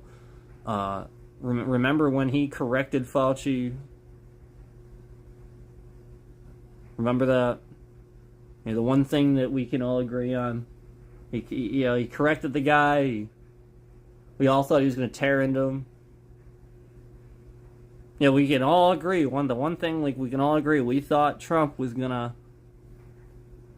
just do something to get rid of that guy as much as possible. Nope. When he argued with him and stuff like that, when he went up there and he didn't even argue, he just literally said, no, that's not true. It's not true. Because that's the point, is that Trump will often say things that just completely wrong, flat out not true, and then somebody smarter has to just be like, nope, it's just not the case. And this is what Fauci did during the pandemic. Trump lied and stuff. Fauci went up there and corrected him, and we all thought, they were going to go back behind the scenes and there's going to be something where Trump lays into him, yada, yada, yada. You're going to hear all about it. No. Nope. No, what Fauci said that he did was he just said, he was completely obsessed with the ratings. He wasn't even mad. He literally just said, no, have you seen these ratings? It's crazy. And yeah, the ratings were. That's all they were talking about. Is that Trump could be, tearing Fauci a new asshole or laying into him or something like that, That was just all that. And he was completely obsessed with the ratings. And again, the point is, yeah, that's what you have to see. That's what you have to realize that this guy does. Donald Trump he's not a president. He doesn't do anything. He just sits in his fucking dining room and watches Fox. That's what he does. He's not a president. All the other presidents have been proactive and actually do things. Oh, right. That's right. No, I'm sorry. That's right. The Trump administration gives away war plans on unencrypted channels. That's right. That's what they do. Sorry. I forgot. They do that. They do try to use the military and show how fucking stupid they are to the rest of the world. They do that. So yeah, that's a thing. That's a thing. Trump is so fucking stupid. I don't understand how anybody isn't seeing how really fucking stupid that guy is at this point. Like Donald J. Trump is literally one of the dumbest fucking people, one of the dumbest celebrities, I think, alive at this point. I don't think he's one of the dumbest people. I do think he's one of the dumbest celebrities. These are people, celebrities are usually fairly educated. They get plenty of money to do so. This guy's a fucking moron. He's literally just so stupid. So, and I want to remind you guys that a lot of the reason I get attacked and have regular problems, I want to remind you, is because YouTube and Google likes Trump. I wanted to remind you that like companies and stuff choose sides and are biased politically and shouldn't do these things. And this is the issue, is that YouTube and Google cause problems for me just because I'm honest about things and I inform people. And they don't like this.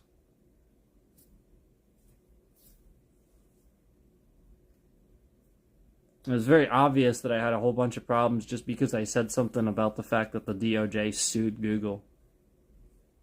So what? You can fucking look that shit up. Why do you give a shit? This is the issue. The issue is that they sit here and actually hang on to the words that you say. These are regular adults showing that they have problems with emotions.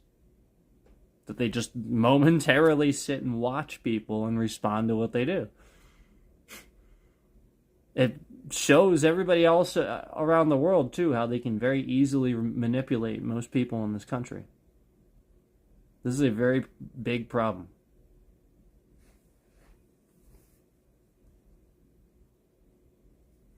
I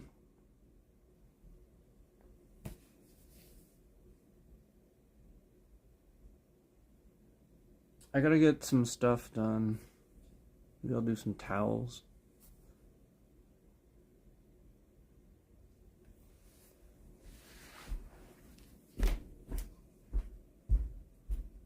Turn my coffee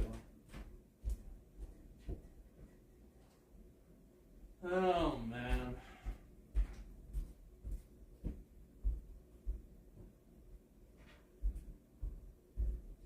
Hey, you. Did you want to go outside? Is that what you were squawking at? Hi. Rear. Hi. Rear. No. Did you want to come sit over here with me? You can come sit over here with me if you want. Come here. Mm-hmm. Hi. Meow. Meow.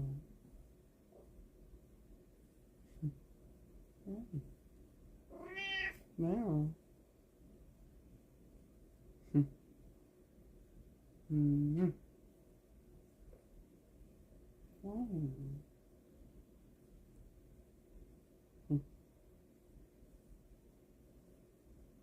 Meow.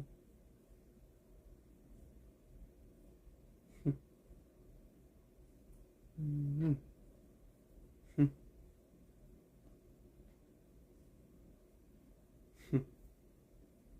Meow. As you dig your claws into my skin.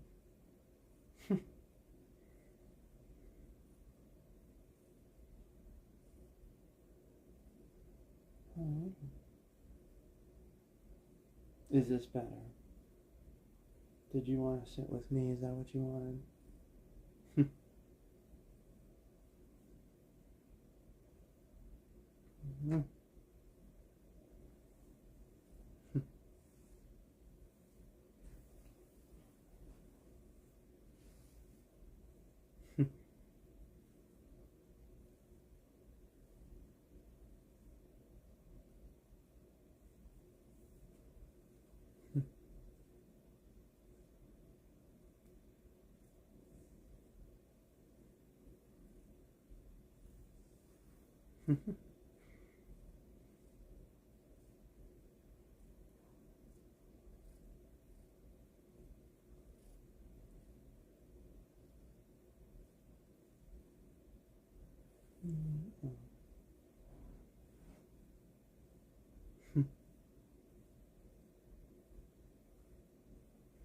This cat is 16 years old.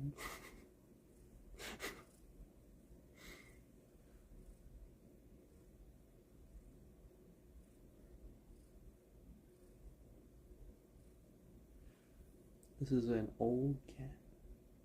Yes, you are.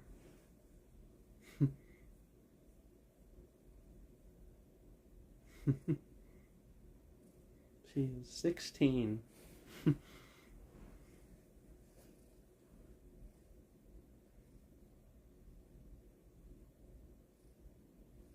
Come here, you. Come here.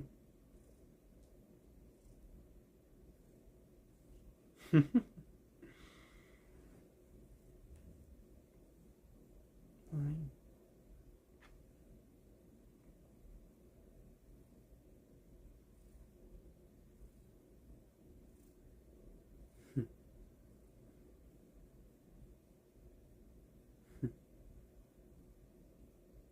You hear the,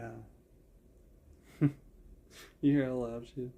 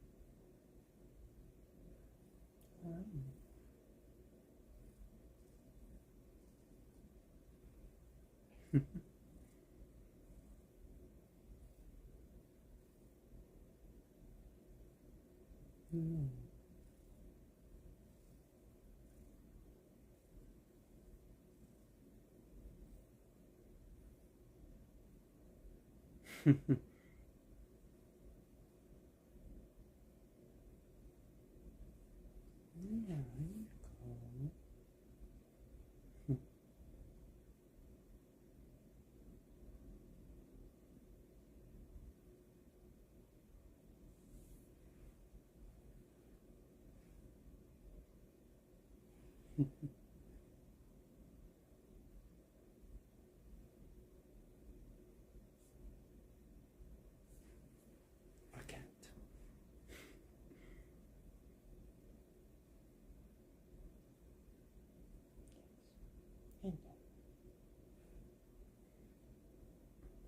Oh, I finally saw. So I finally saw. Hi. the Marvels. So that would be technically the follow up, the second Captain Marvel movie. So I finally saw that, and I actually thought it was pretty good. Um, I enjoyed it.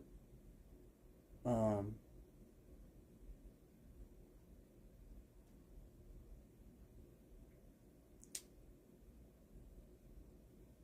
what I love the fact though that they included the Flurkin more, the cats. Love that. Love that. Like there's just like a whole bunch of them. It was amazing. Yeah.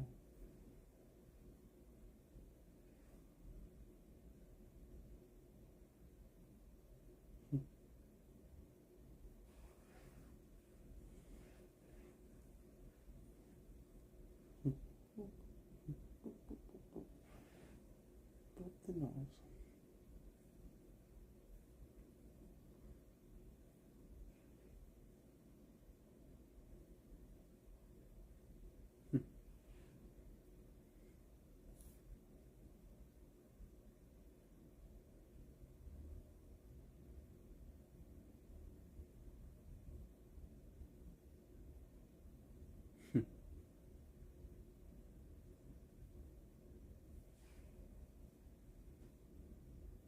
I guess this is what you wanted, huh? You could have just came over here, you know.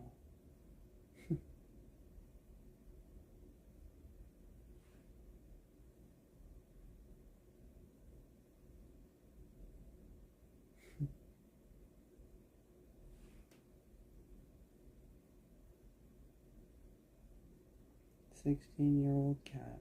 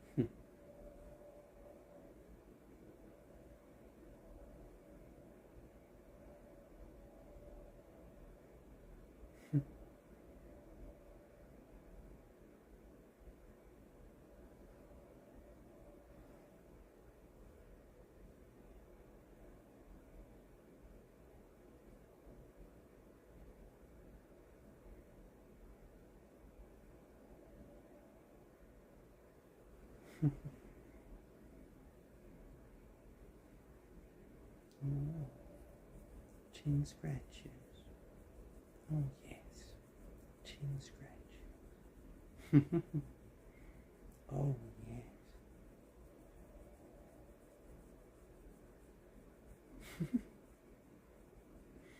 Chin scratches.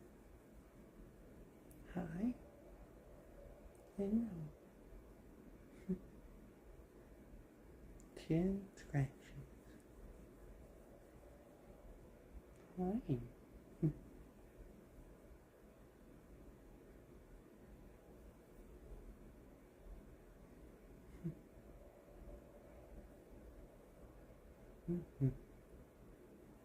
More? Okay, more. More chin scratches.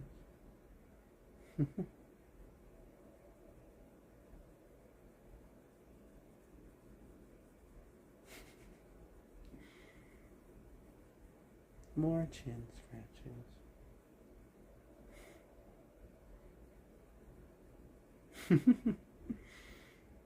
You're fine. You're perfect.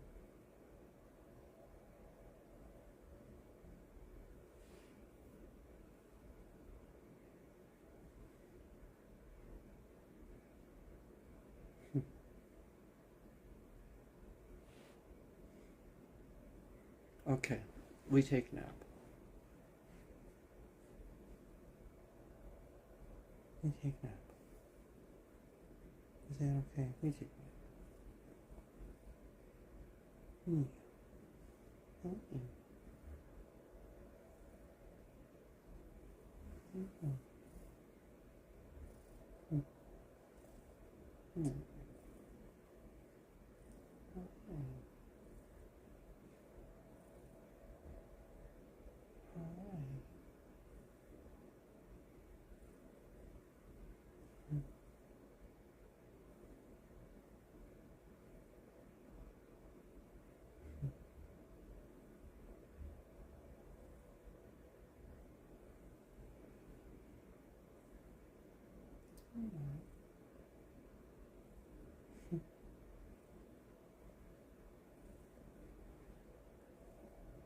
So precious. Mm.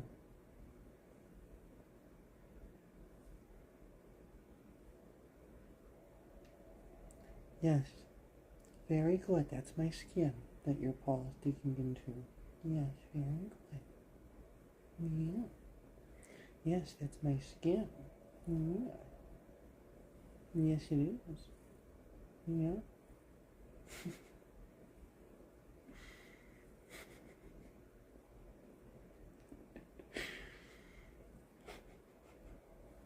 You're funny.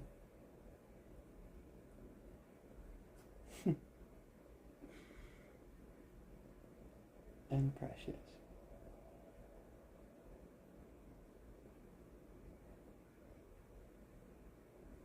How are you? I know.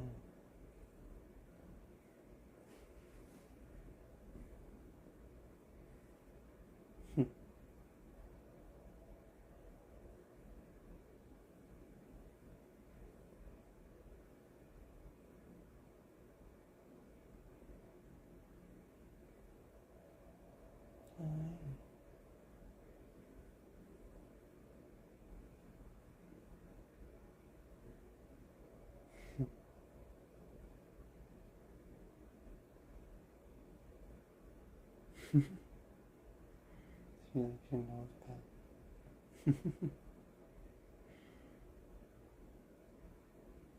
You're funny.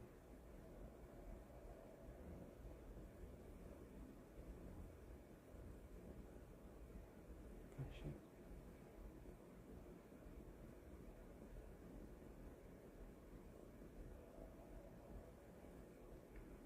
Well, I have some towels to do, but this is fine for now. Yeah, it's fine for now. Yeah.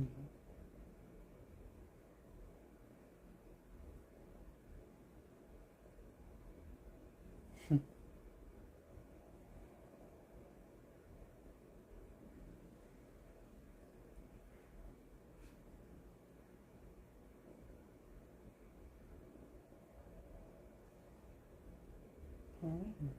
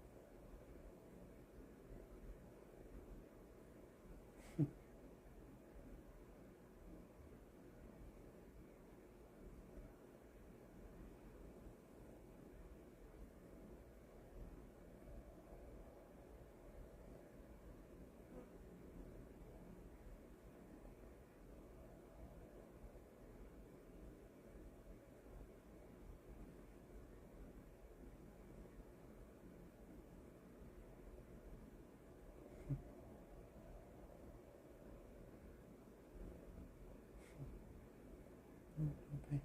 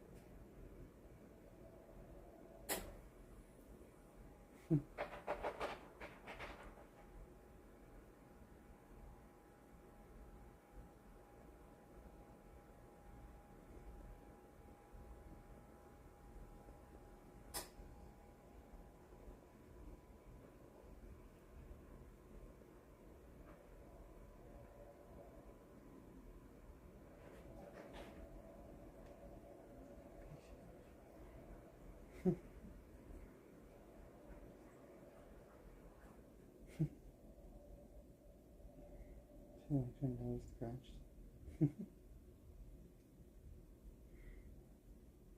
I'm sorry.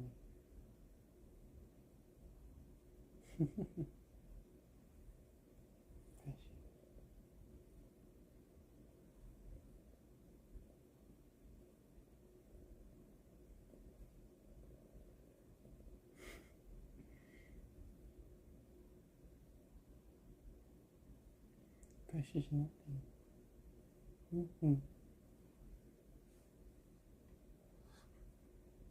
A precious void.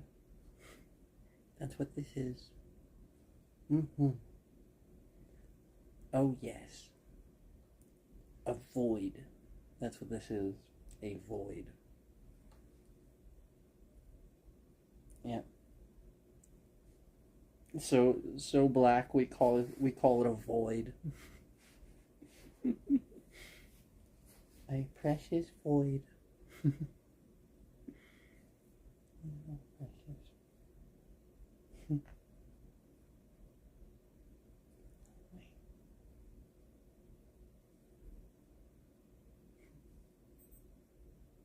Yeah.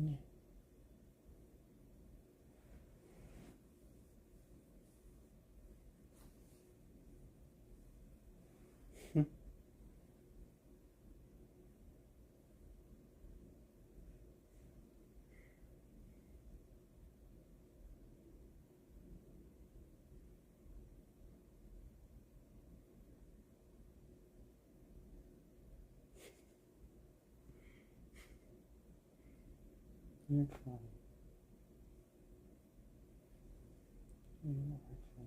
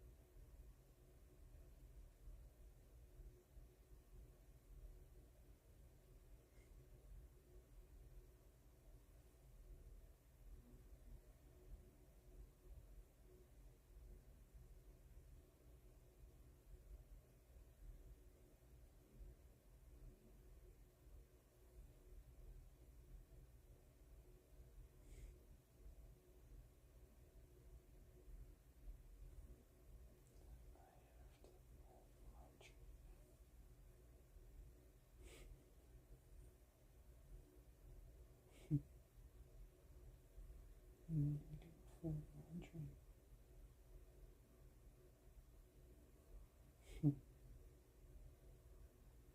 that laundry. Precious. What's wrong?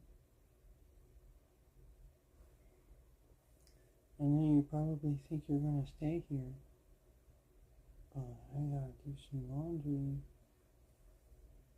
I can't stay here all day like this. As much as I would like to.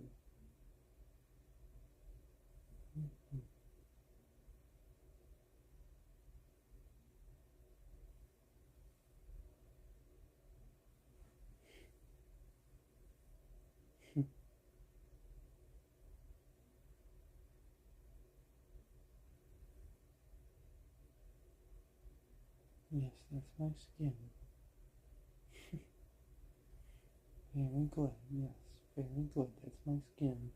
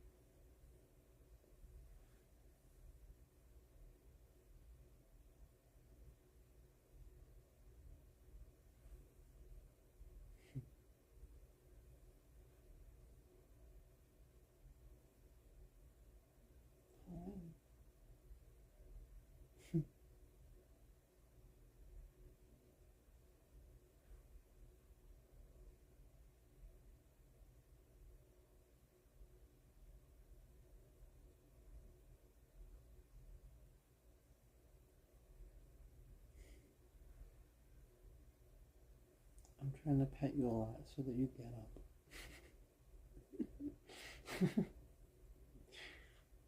I don't think it's working.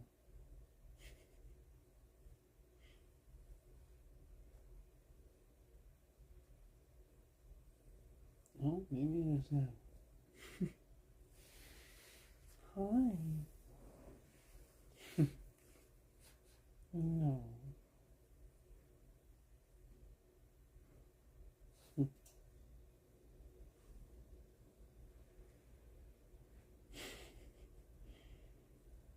Sleepyhead.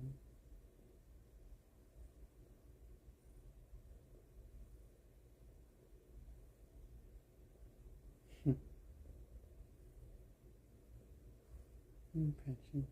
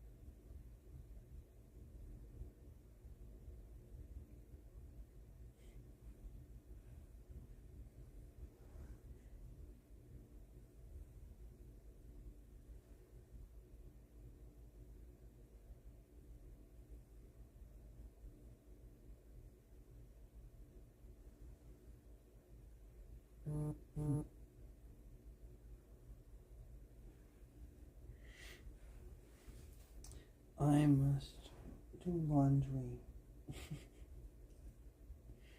I'm sorry.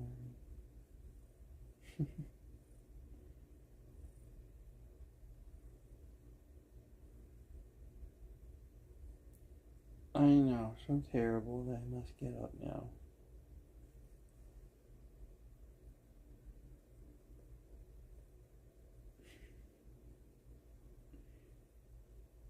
Yes, more chin scratches.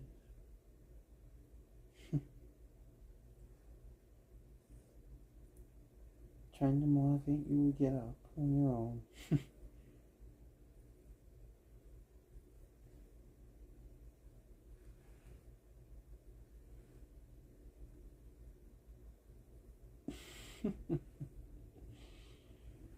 You're funny. You are funny. You just want to lay here all day, huh?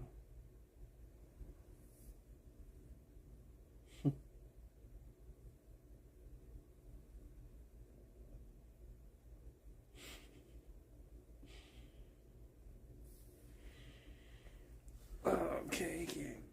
Okay.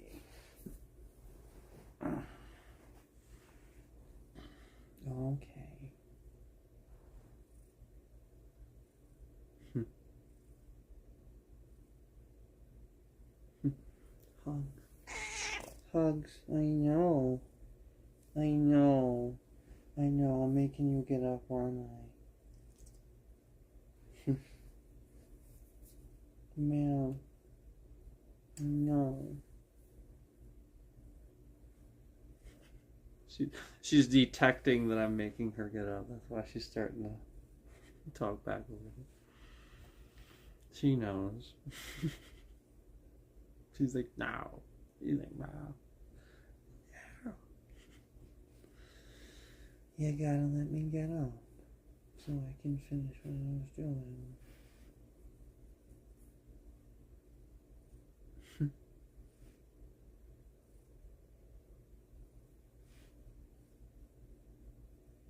Precious thing.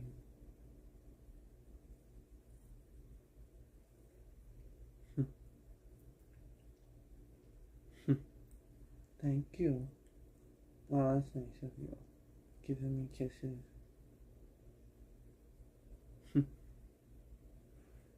That's nice of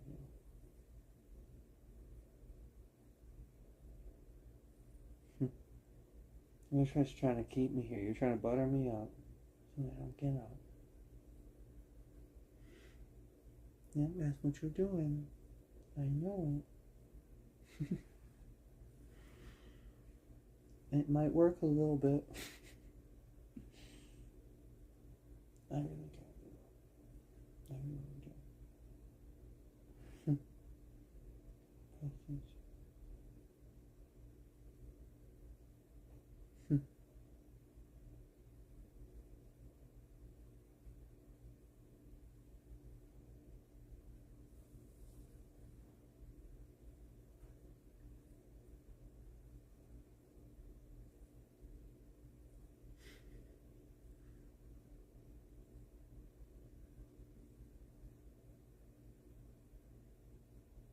You're just too sweet.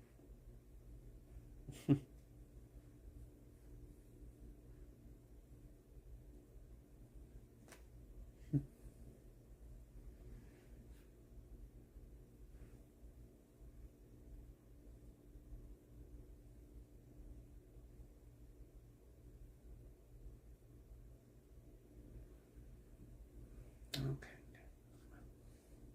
So, time to get up. Sorry.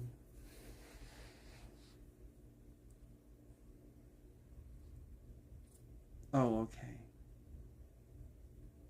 So we're still not understanding that I need to get up. Oh, I know. It's okay.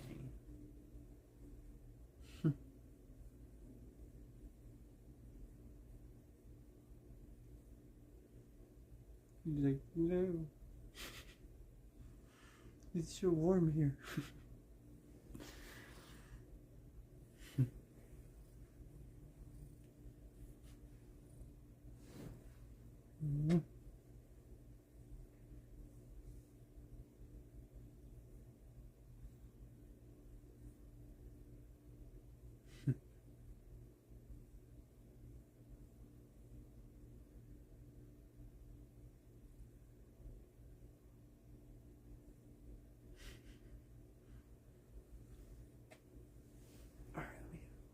Let me get up. Come on. Come on. It's time. I'm sorry.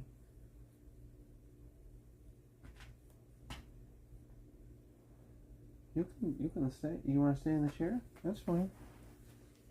I don't mind. You can lay there. It's fine.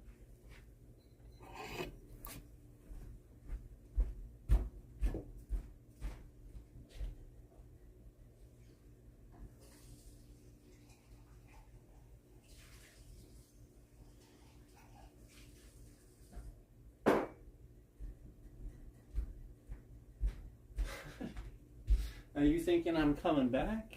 I'm not. I'm not coming back to sit there. You can lay there if you want. Rare. Yeah. Rare. Rare. Mm-hmm. Rare. Rare.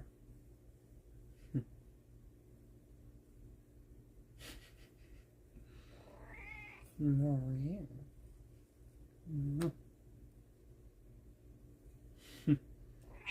Not rare.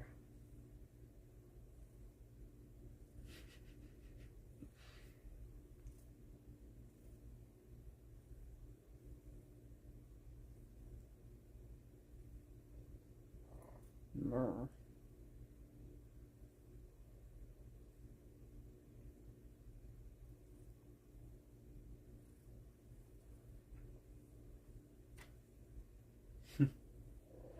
No.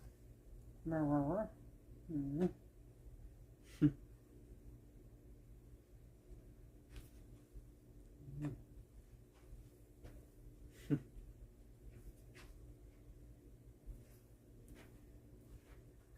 Yeah, you're in a happy mood now, huh?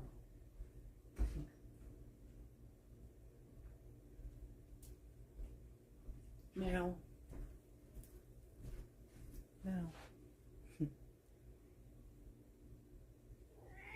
Meow. Mm-hmm.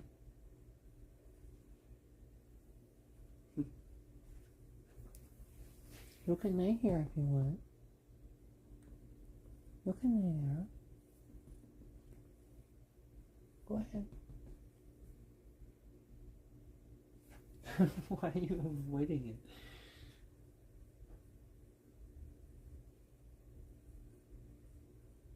Here. There you go. There you go. Okay. You didn't want to lay on the chair, huh? Okay.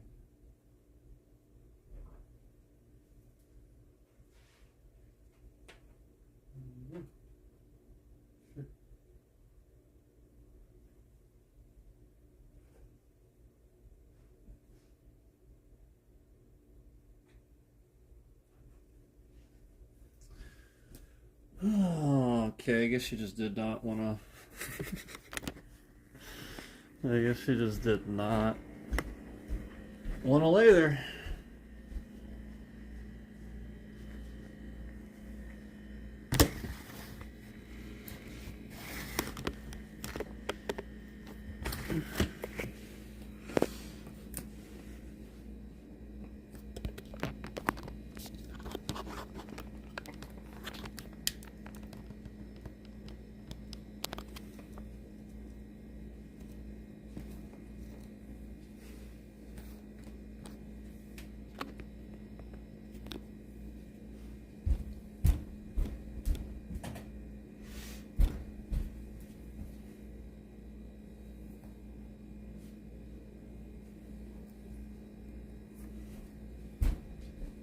Hey, you.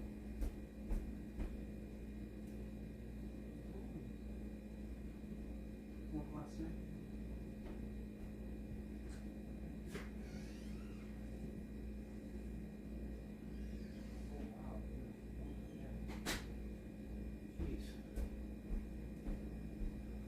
It's warmer outside.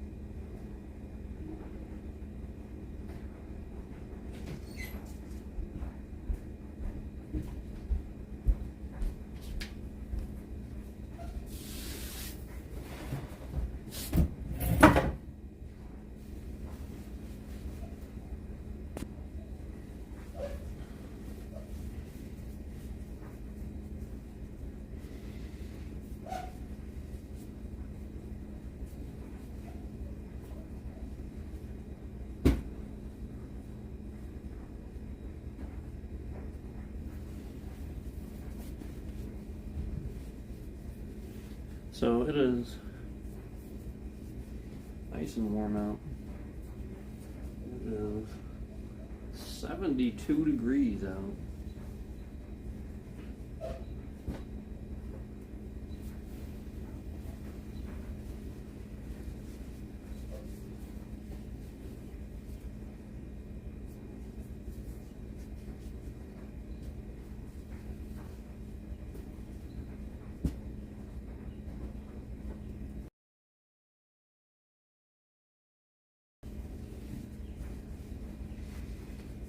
Oh man.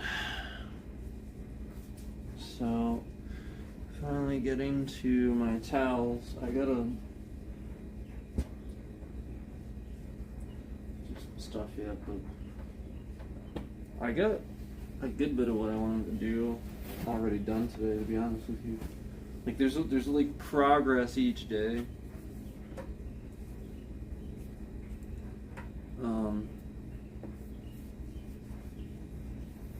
To be honest with you, like there's just certain things I've been cleaning and stuff and doing because certain people can't see very well. So we'll just say that. We'll just put it like that. So I'm just trying to get things the way I would want them to be for me, and just trying to get it to that standard for various things.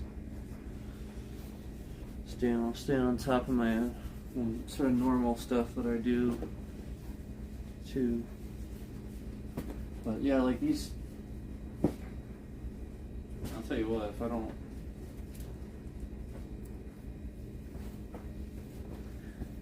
do these, they're just gonna pile up on me, so I gotta stay on top of the towels.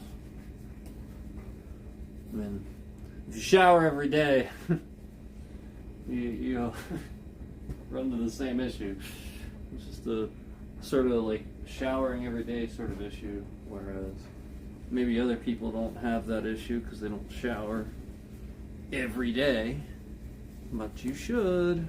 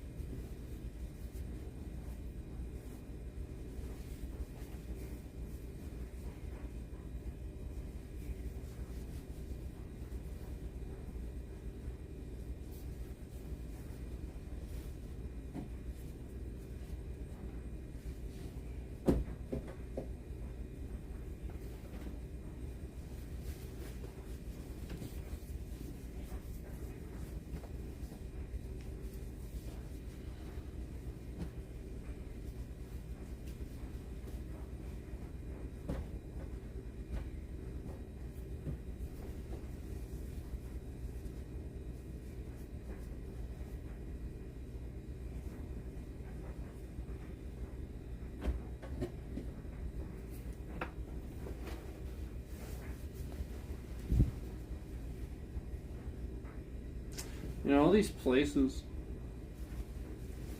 that give like 15-minute breaks and stuff like that. You know, like a good portion of my professional career, you know, like just working jobs and stuff, a good portion of that was never taking Like, you didn't get 15-minute breaks. People are so... Like, they have it so easy to now. You know, like, we didn't get 15-minute breaks.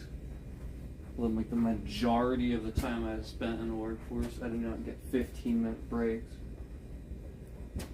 Like, are you kidding me? And so, like, you have all these people that are just super entitled to...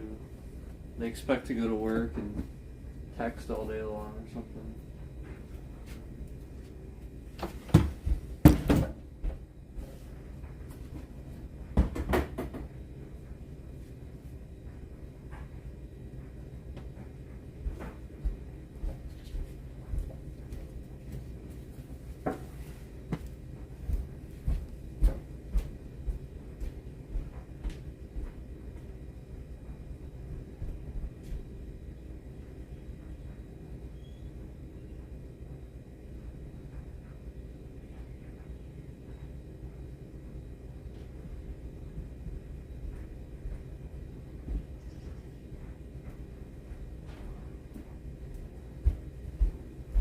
You know, it's kind of amazing how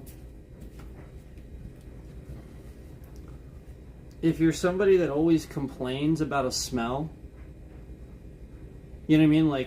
Like you think something always smells bad, but then you don't actually actively do anything about it. You just blame everything else. You're just like, this is why. You will never get to the bottom of what actually smells bad. You'll just endlessly blame everything that you think smells bad because you know everything. Meanwhile, I'll just simply go over and start scrubbing the goddamn scum off the walls that's been there for I don't even know how many fucking years, where you can't recognize, oh, there's an odor, this smells, or yada yada yada. Meanwhile, there's literally just fucking dirt and sticky shit on a wall. And then you're bitching about a smell. It's like,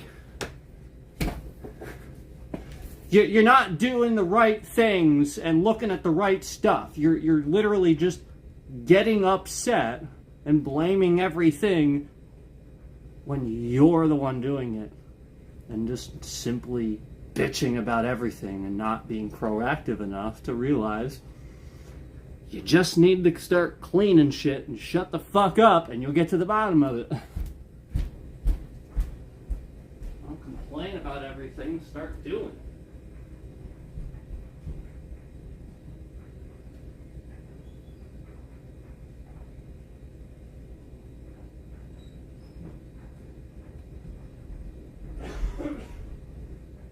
Why does it always smell bad? Why does it always smell bad? I don't know. Maybe you should have painted the fucking walls maybe 10, 15 years ago.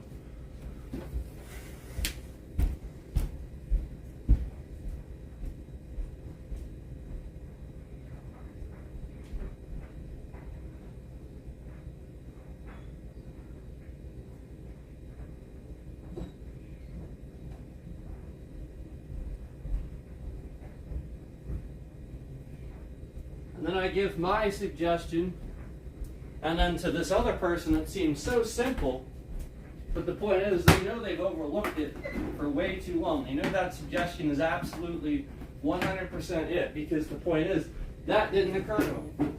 Out of all the things they did, they never once thought of that one thing that you very quickly just went, scrub the goddamn walls.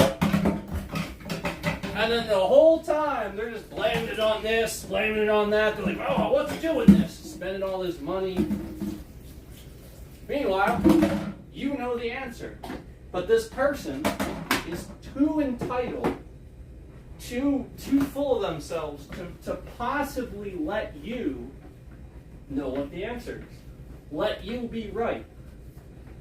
Because they couldn't have possibly just been wrong for X amount of time. Well, no, that's the truth. They're wrong. So yeah, just like, gee, you know, like just that's just an example. You know, like yeah, you got somebody complaining about a fucking smell. You know what I mean? Like they're like, oh, it smells so bad in here. You got a little bit dark. They're vacuuming, they're sweeping, everything's floor-based. They're cleaning everything up. Everything's floor-based. And they're too stupid to simply look straight ahead. They are too busy focused on the things that irritate them. That's it. And they're just letting these things bother them instead of looking with their eyes. It's the tunnel vision I've always talked about, where they just choose what it is. You're just going to endlessly clean that thing and never arrive at the right answer. And thus my simple suggestion of you should have painted the fucking walls and simply cleaned them, because that stinks. You can't just let shit build up on walls. You have to clean it. Especially if you have a kitchen or something like that, where steam and shit like, are you fucking kidding me? No, of course not. Like, that's the point. You gotta clean walls. You gotta paint them.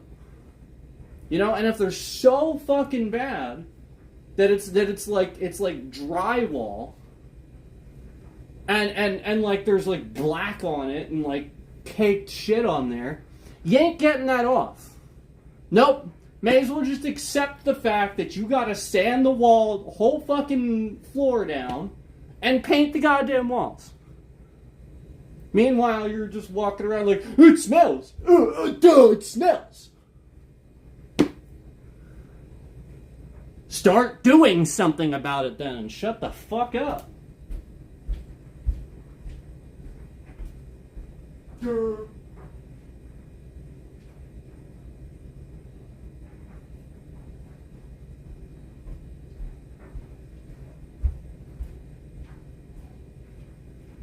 Yeah, it's like...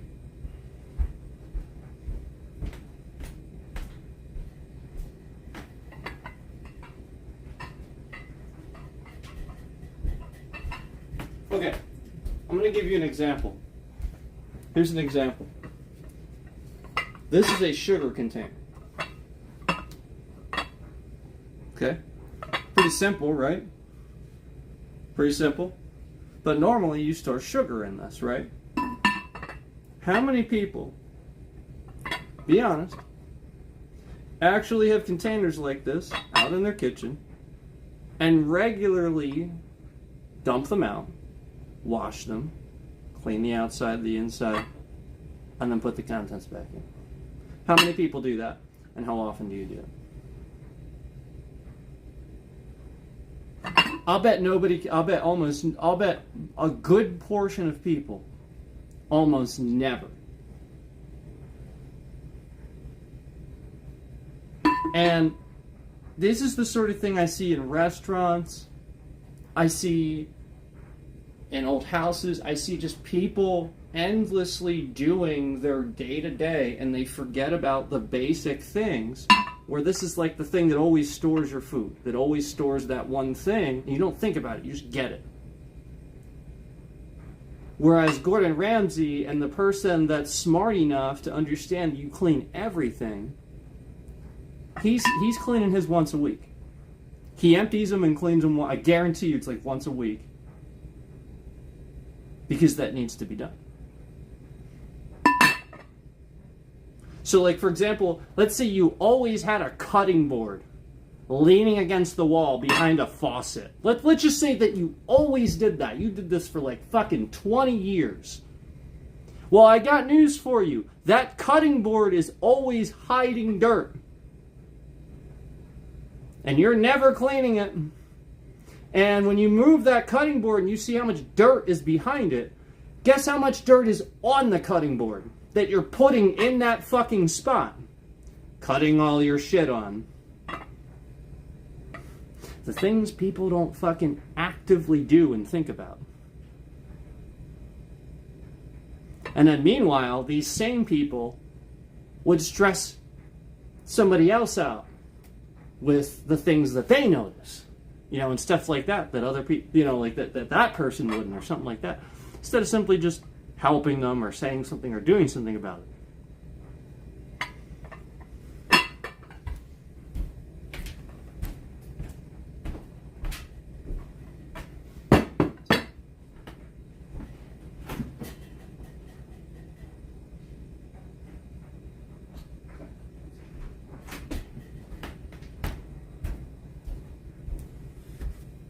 Yeah, like I just. The point is, you have a proper way to do something. If that's dirty, and you're just always putting sugar in that, and it's just dirty, your sugar's tainted. And then you wonder why you get sick, or like, you know, like you can't tolerate sugar as much as you used to, or just something isn't hitting you right as much as you used to. Yeah, your fucking sugar container has bacteria all in it, and every fucking piece of granule of sugar that you eat and everything is tainted.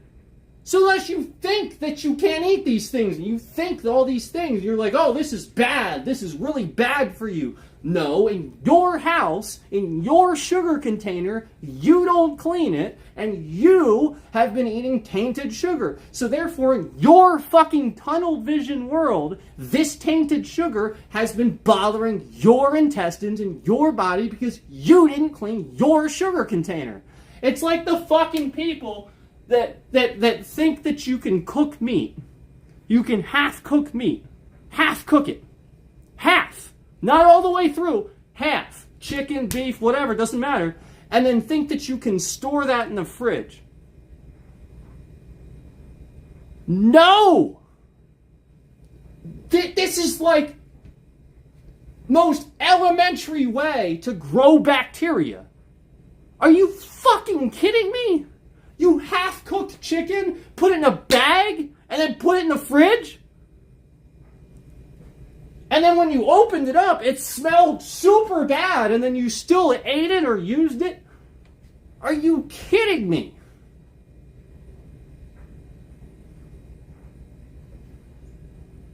So like, the point is, like, somebody will just be doing this, and then they'll have an opinion of beef or chicken or something like that. Meanwhile, this fucking uneducated person simply doesn't understand you don't store it that way.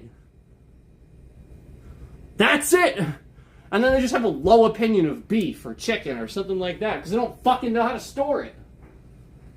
You know, like just think about all these things that people have made decisions about, like declarative decisions where they're swearing off this or that or something like that.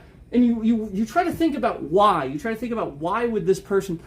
And I just rationalize a lot of the time it's because somebody has a problem with it. Some sort of problem arose where they needed to just never have this thing again or never do this thing again. And meanwhile, they didn't simply just deduce what was wrong about the thing they were doing. They just went, I'll just never do this again. Just never do. Meanwhile, it's the concept of the sugar container. We can use these concepts in real life.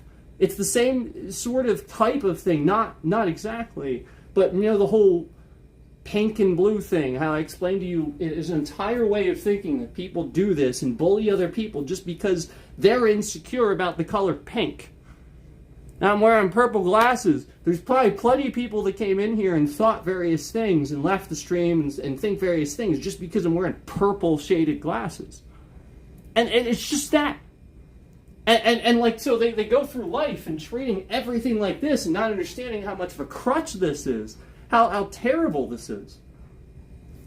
And what this does to them and the people around them, and it's exactly the same thing. It often could be just as worse. And you don't recognize it. I mean, like, what would possess somebody to think that they should store a can of food in the fridge at all? What possesses you to think that you should put if you open a can of food, that you shouldn't immediately use all of that or store it in some sort of airtight container? What possesses you? What changes about you opening a sealed can that for some reason you can't deduce the fact that can was sealed for a reason, airtight for a reason, yet now that you've opened it, you just store it open in the fridge? What possesses you to go from that to that? Not being educated about it, not understanding, never have been taught these things. So that you fall into these bad patterns and things that you shouldn't do. Like putting a goddamn cutting board in the same fucking spot behind a faucet. Like, and then you remove this cutting board, just fucking just shit caked. And then you start cleaning it up, and it's like, you see that it's like tearing up the little fucking insulation lining around the fucking spigot, and this is what's destroying the spigot. All the years, the spigot was like having all these problems. Meanwhile, oh, if you would just not put a fucking cutting board there so that we could clean that spot, you know, like just like things like that where people just do these things at various times. And again, it's just that subconscious thing that we went back to that we talked about earlier, where people are unfortunately, victims of habit, where if you do something, it's muscle memory, you do something wrong, even once, you are far less likely to now do it correctly. You are twice as likely to do it wrong the second time now. And it is that much harder to correct it the more times you do it wrong. It's how people learn. If they learn the right way the first time, they'll learn the right way. This is why propaganda is so dangerous and why people can't learn politics. Because they've been doing it wrong for years. Literally years. I mean, like, if they had just, in the first place, the first time somebody said, yeah, Donald Trump's just fucking lying. That's a lie. Oh, okay. I won't believe anything else he says then. If they had just done that, they'd be fine. But now they're just caught in this endless loop of trying to justify every fucking thing that he says, because the point is, everything he says is a lie. You're just endlessly doing this. There's nothing to justify. It's a lie. That's why you're endlessly caught in this fucking ridiculous, toxic drama of trying to convince people. You're not convincing anybody. The man's a liar. Everything he says is a fucking lie, an exact polar opposite of what he actually wants to do. That's it. Stop trying to do that. It's not about right and wrong anymore. It's just about you literally being in the wrong forever. And it's as simple as, like I said, with this. Understanding that this has food in it. You eat food out of this. You ingest what is in here. So when I find, like, crusted shit around the fucking, like, the point is, this could be cleaned once a goddamn week because it has food in it. It's the same thing. It's people falling into that habit of never doing this the first time, and now they just don't want to do it. They just don't see the point. They just don't see the point. They just don't see the point. They just don't. Whatever. Do you see what I mean? And then maybe they'll sponge the outside. They'll like wipe off the outside. No. Empty it out and clean it. Okay?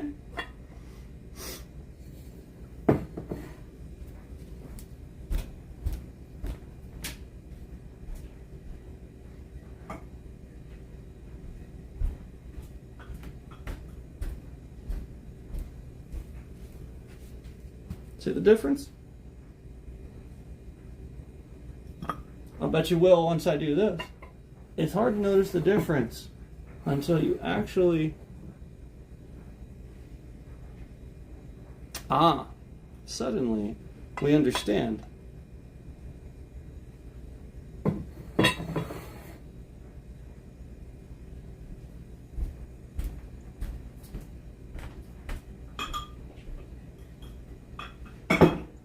Suddenly we understand. And, the point is, well, now, I'm cleaning it, But the point is, like, if I let that build up and get even worse, I mean, geez, it's even worse. You know what I'm saying? Like, there was, like some dust already on the lid and stuff because of where it sits under the cabinet and stuff like that. This is the point. So you just at least just wash it out. You know what I'm saying? That's the point. And you start rationalizing, and then because you're on top of that, now you're used to doing that, and now you're starting to wonder why there's dust on the top of that. Now you'll be like, I wonder where that's coming from, and now you'll clean that. Like, you have to start somewhere. I mean, like, it's the sort of thing where, like, I don't feel like I need to clean everything in the world either. But the things that I eat out of and stuff like that, and healthy and stuff like that, like we're talking about kitchens and stuff earlier too. Like, this is the point, health. The point is, like, you just don't want to deal with that. You don't want to deal with that.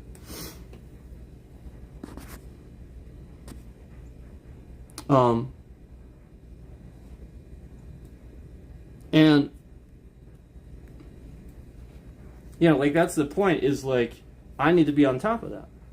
You know, the second that I'm not, you see what happens where, like, you know, like, even just from cooking, you know, like the splash from the stove, it's sort of close to it.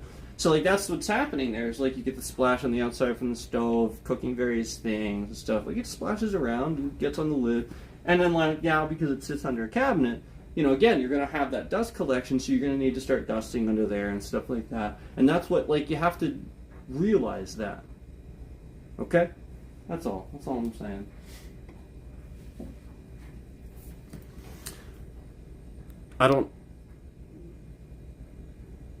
What's up? Somebody came in and just said, yo, what? So, what's up?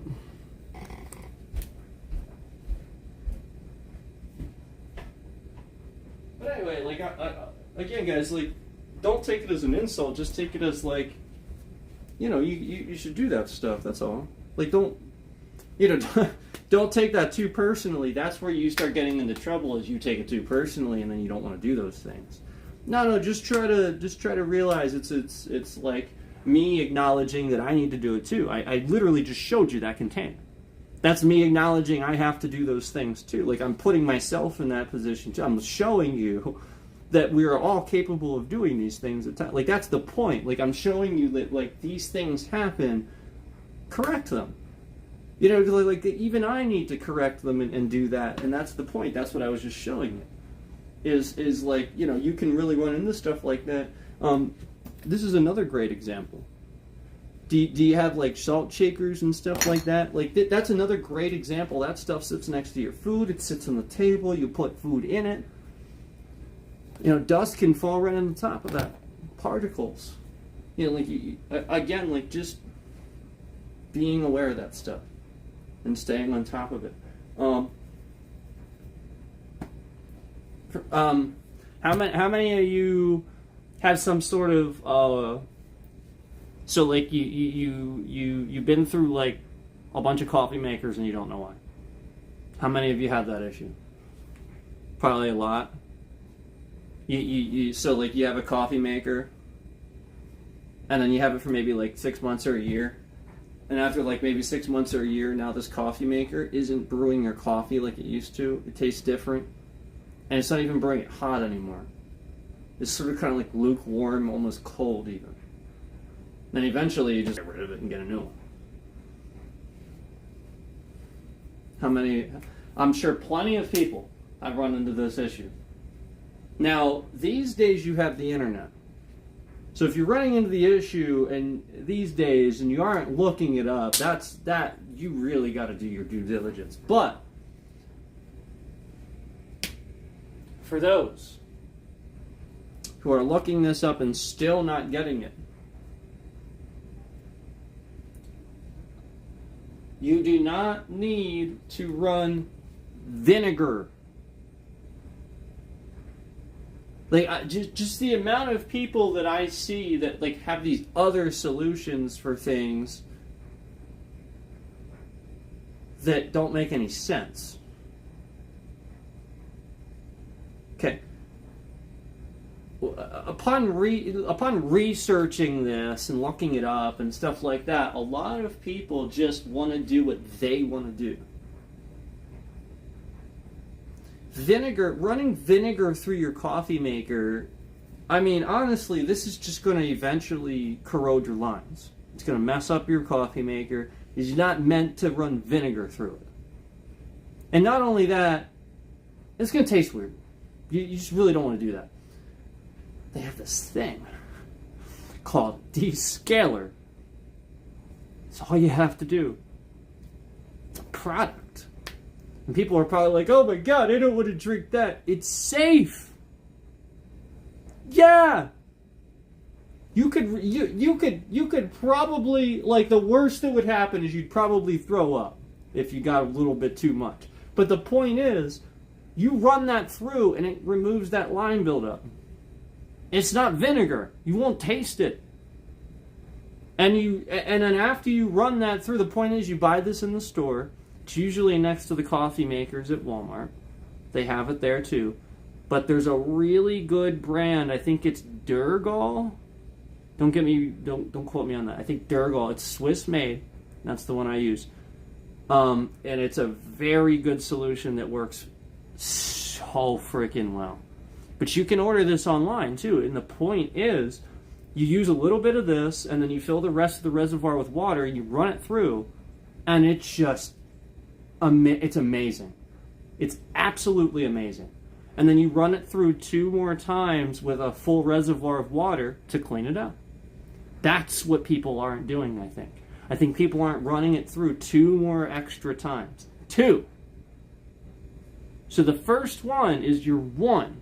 That's 1. 2 more extra times of full water reservoir run through. Don't brew coffee or anything, just water to rinse it out. 2 cycles of that, trust me. That thing's brewing hot. And it works well. And you won't strip your lines. You won't have to worry about vinegar taste.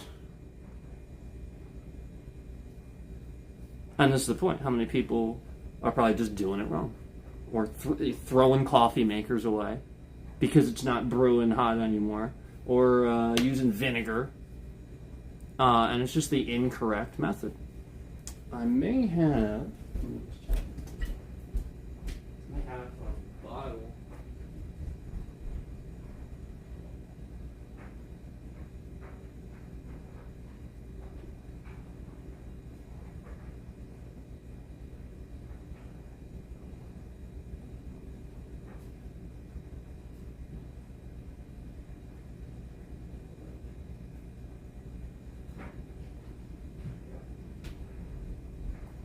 I do still have a little bit of my Durgol.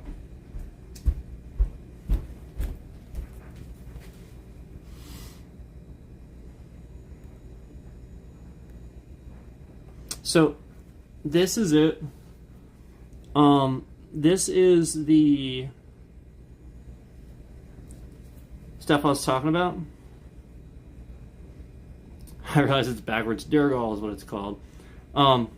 This is the really good stuff. This is the really, really good stuff. It works great every time.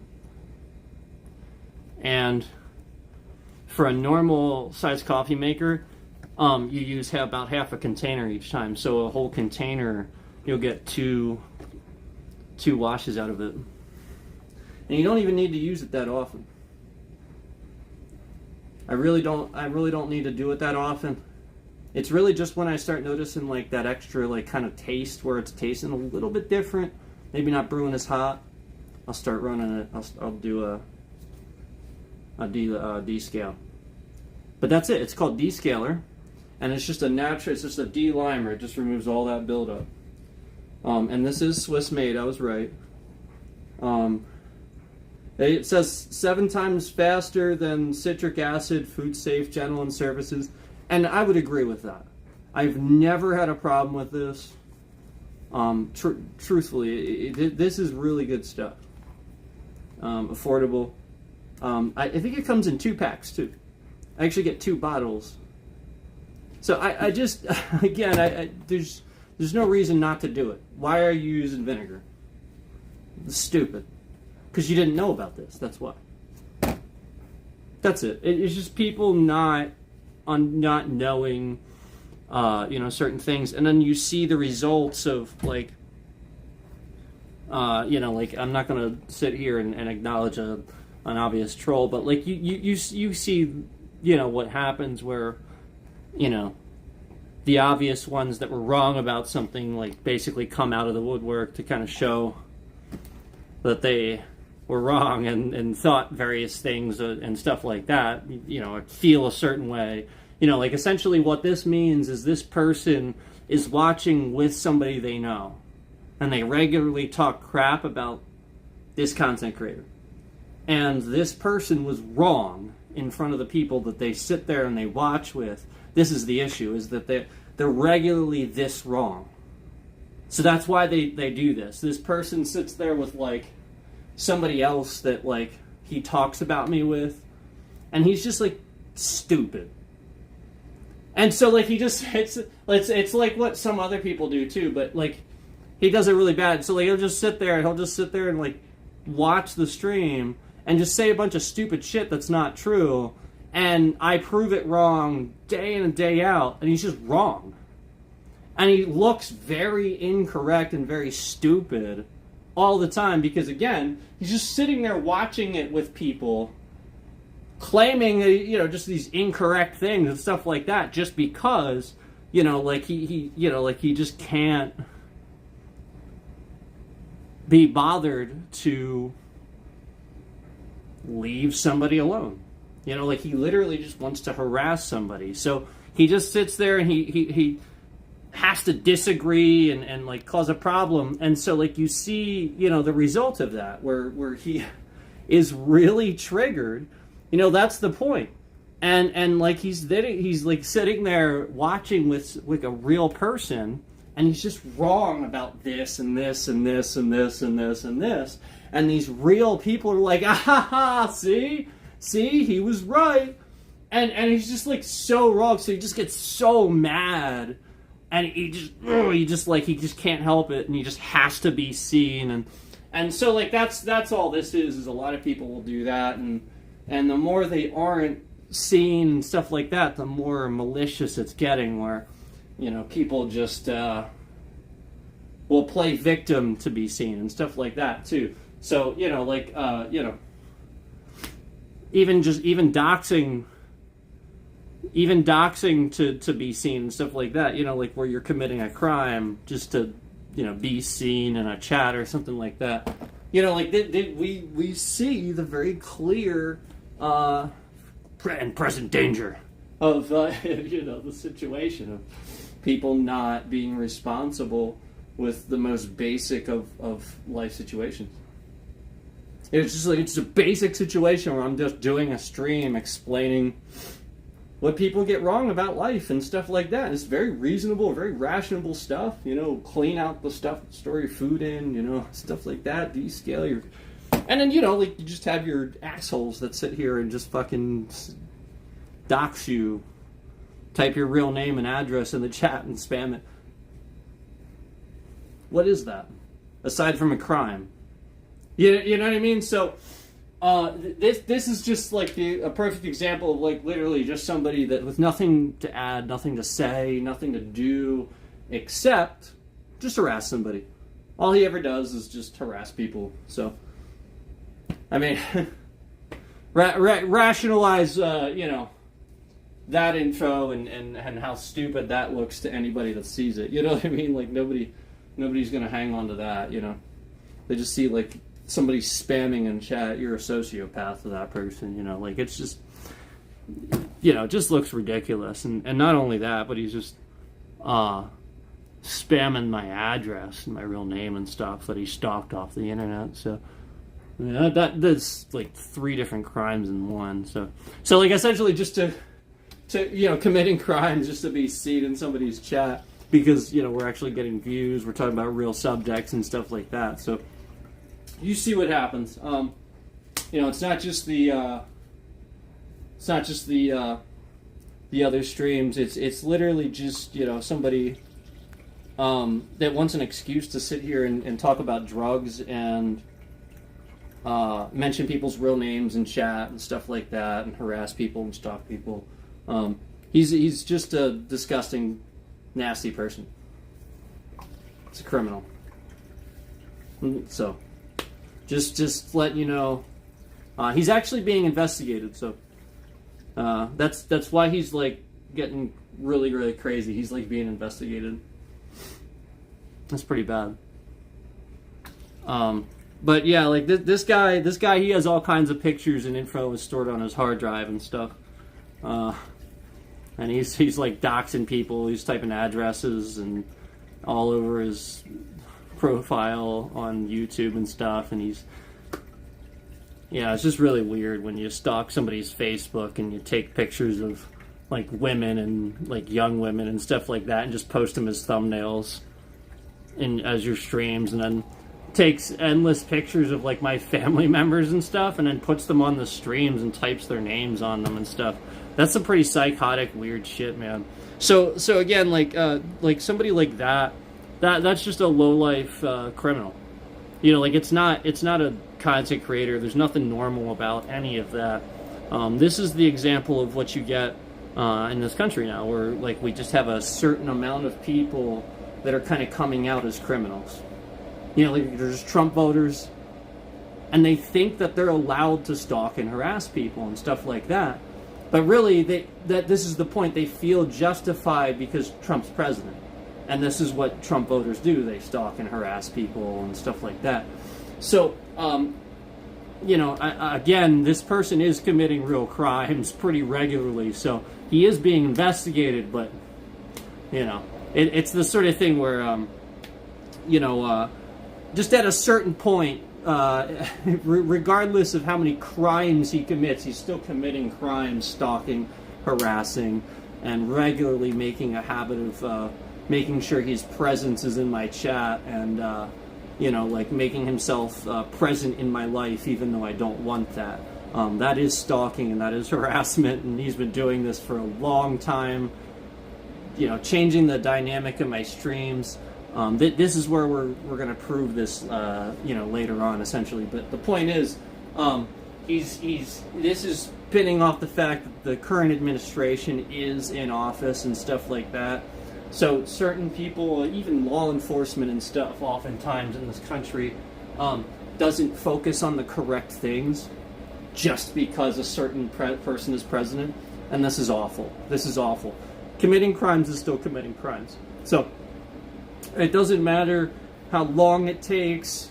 Eventually, it's just going to happen and catch up to the person that's regularly sitting here, doxing several people all over this platform, sharing their personal, private information, addresses, pictures, names, all in my chat, spamming it so fast, 1,200 people see it in other streams and stuff like that. Actually regularly posting these pictures with their names all over the content that he steals from my channel and then re-uploads on his platform. This will be looked at as you know, essentially somebody trying to make a mockery of somebody else and while stalking and harassing their entire family. That's all this is going to end up being.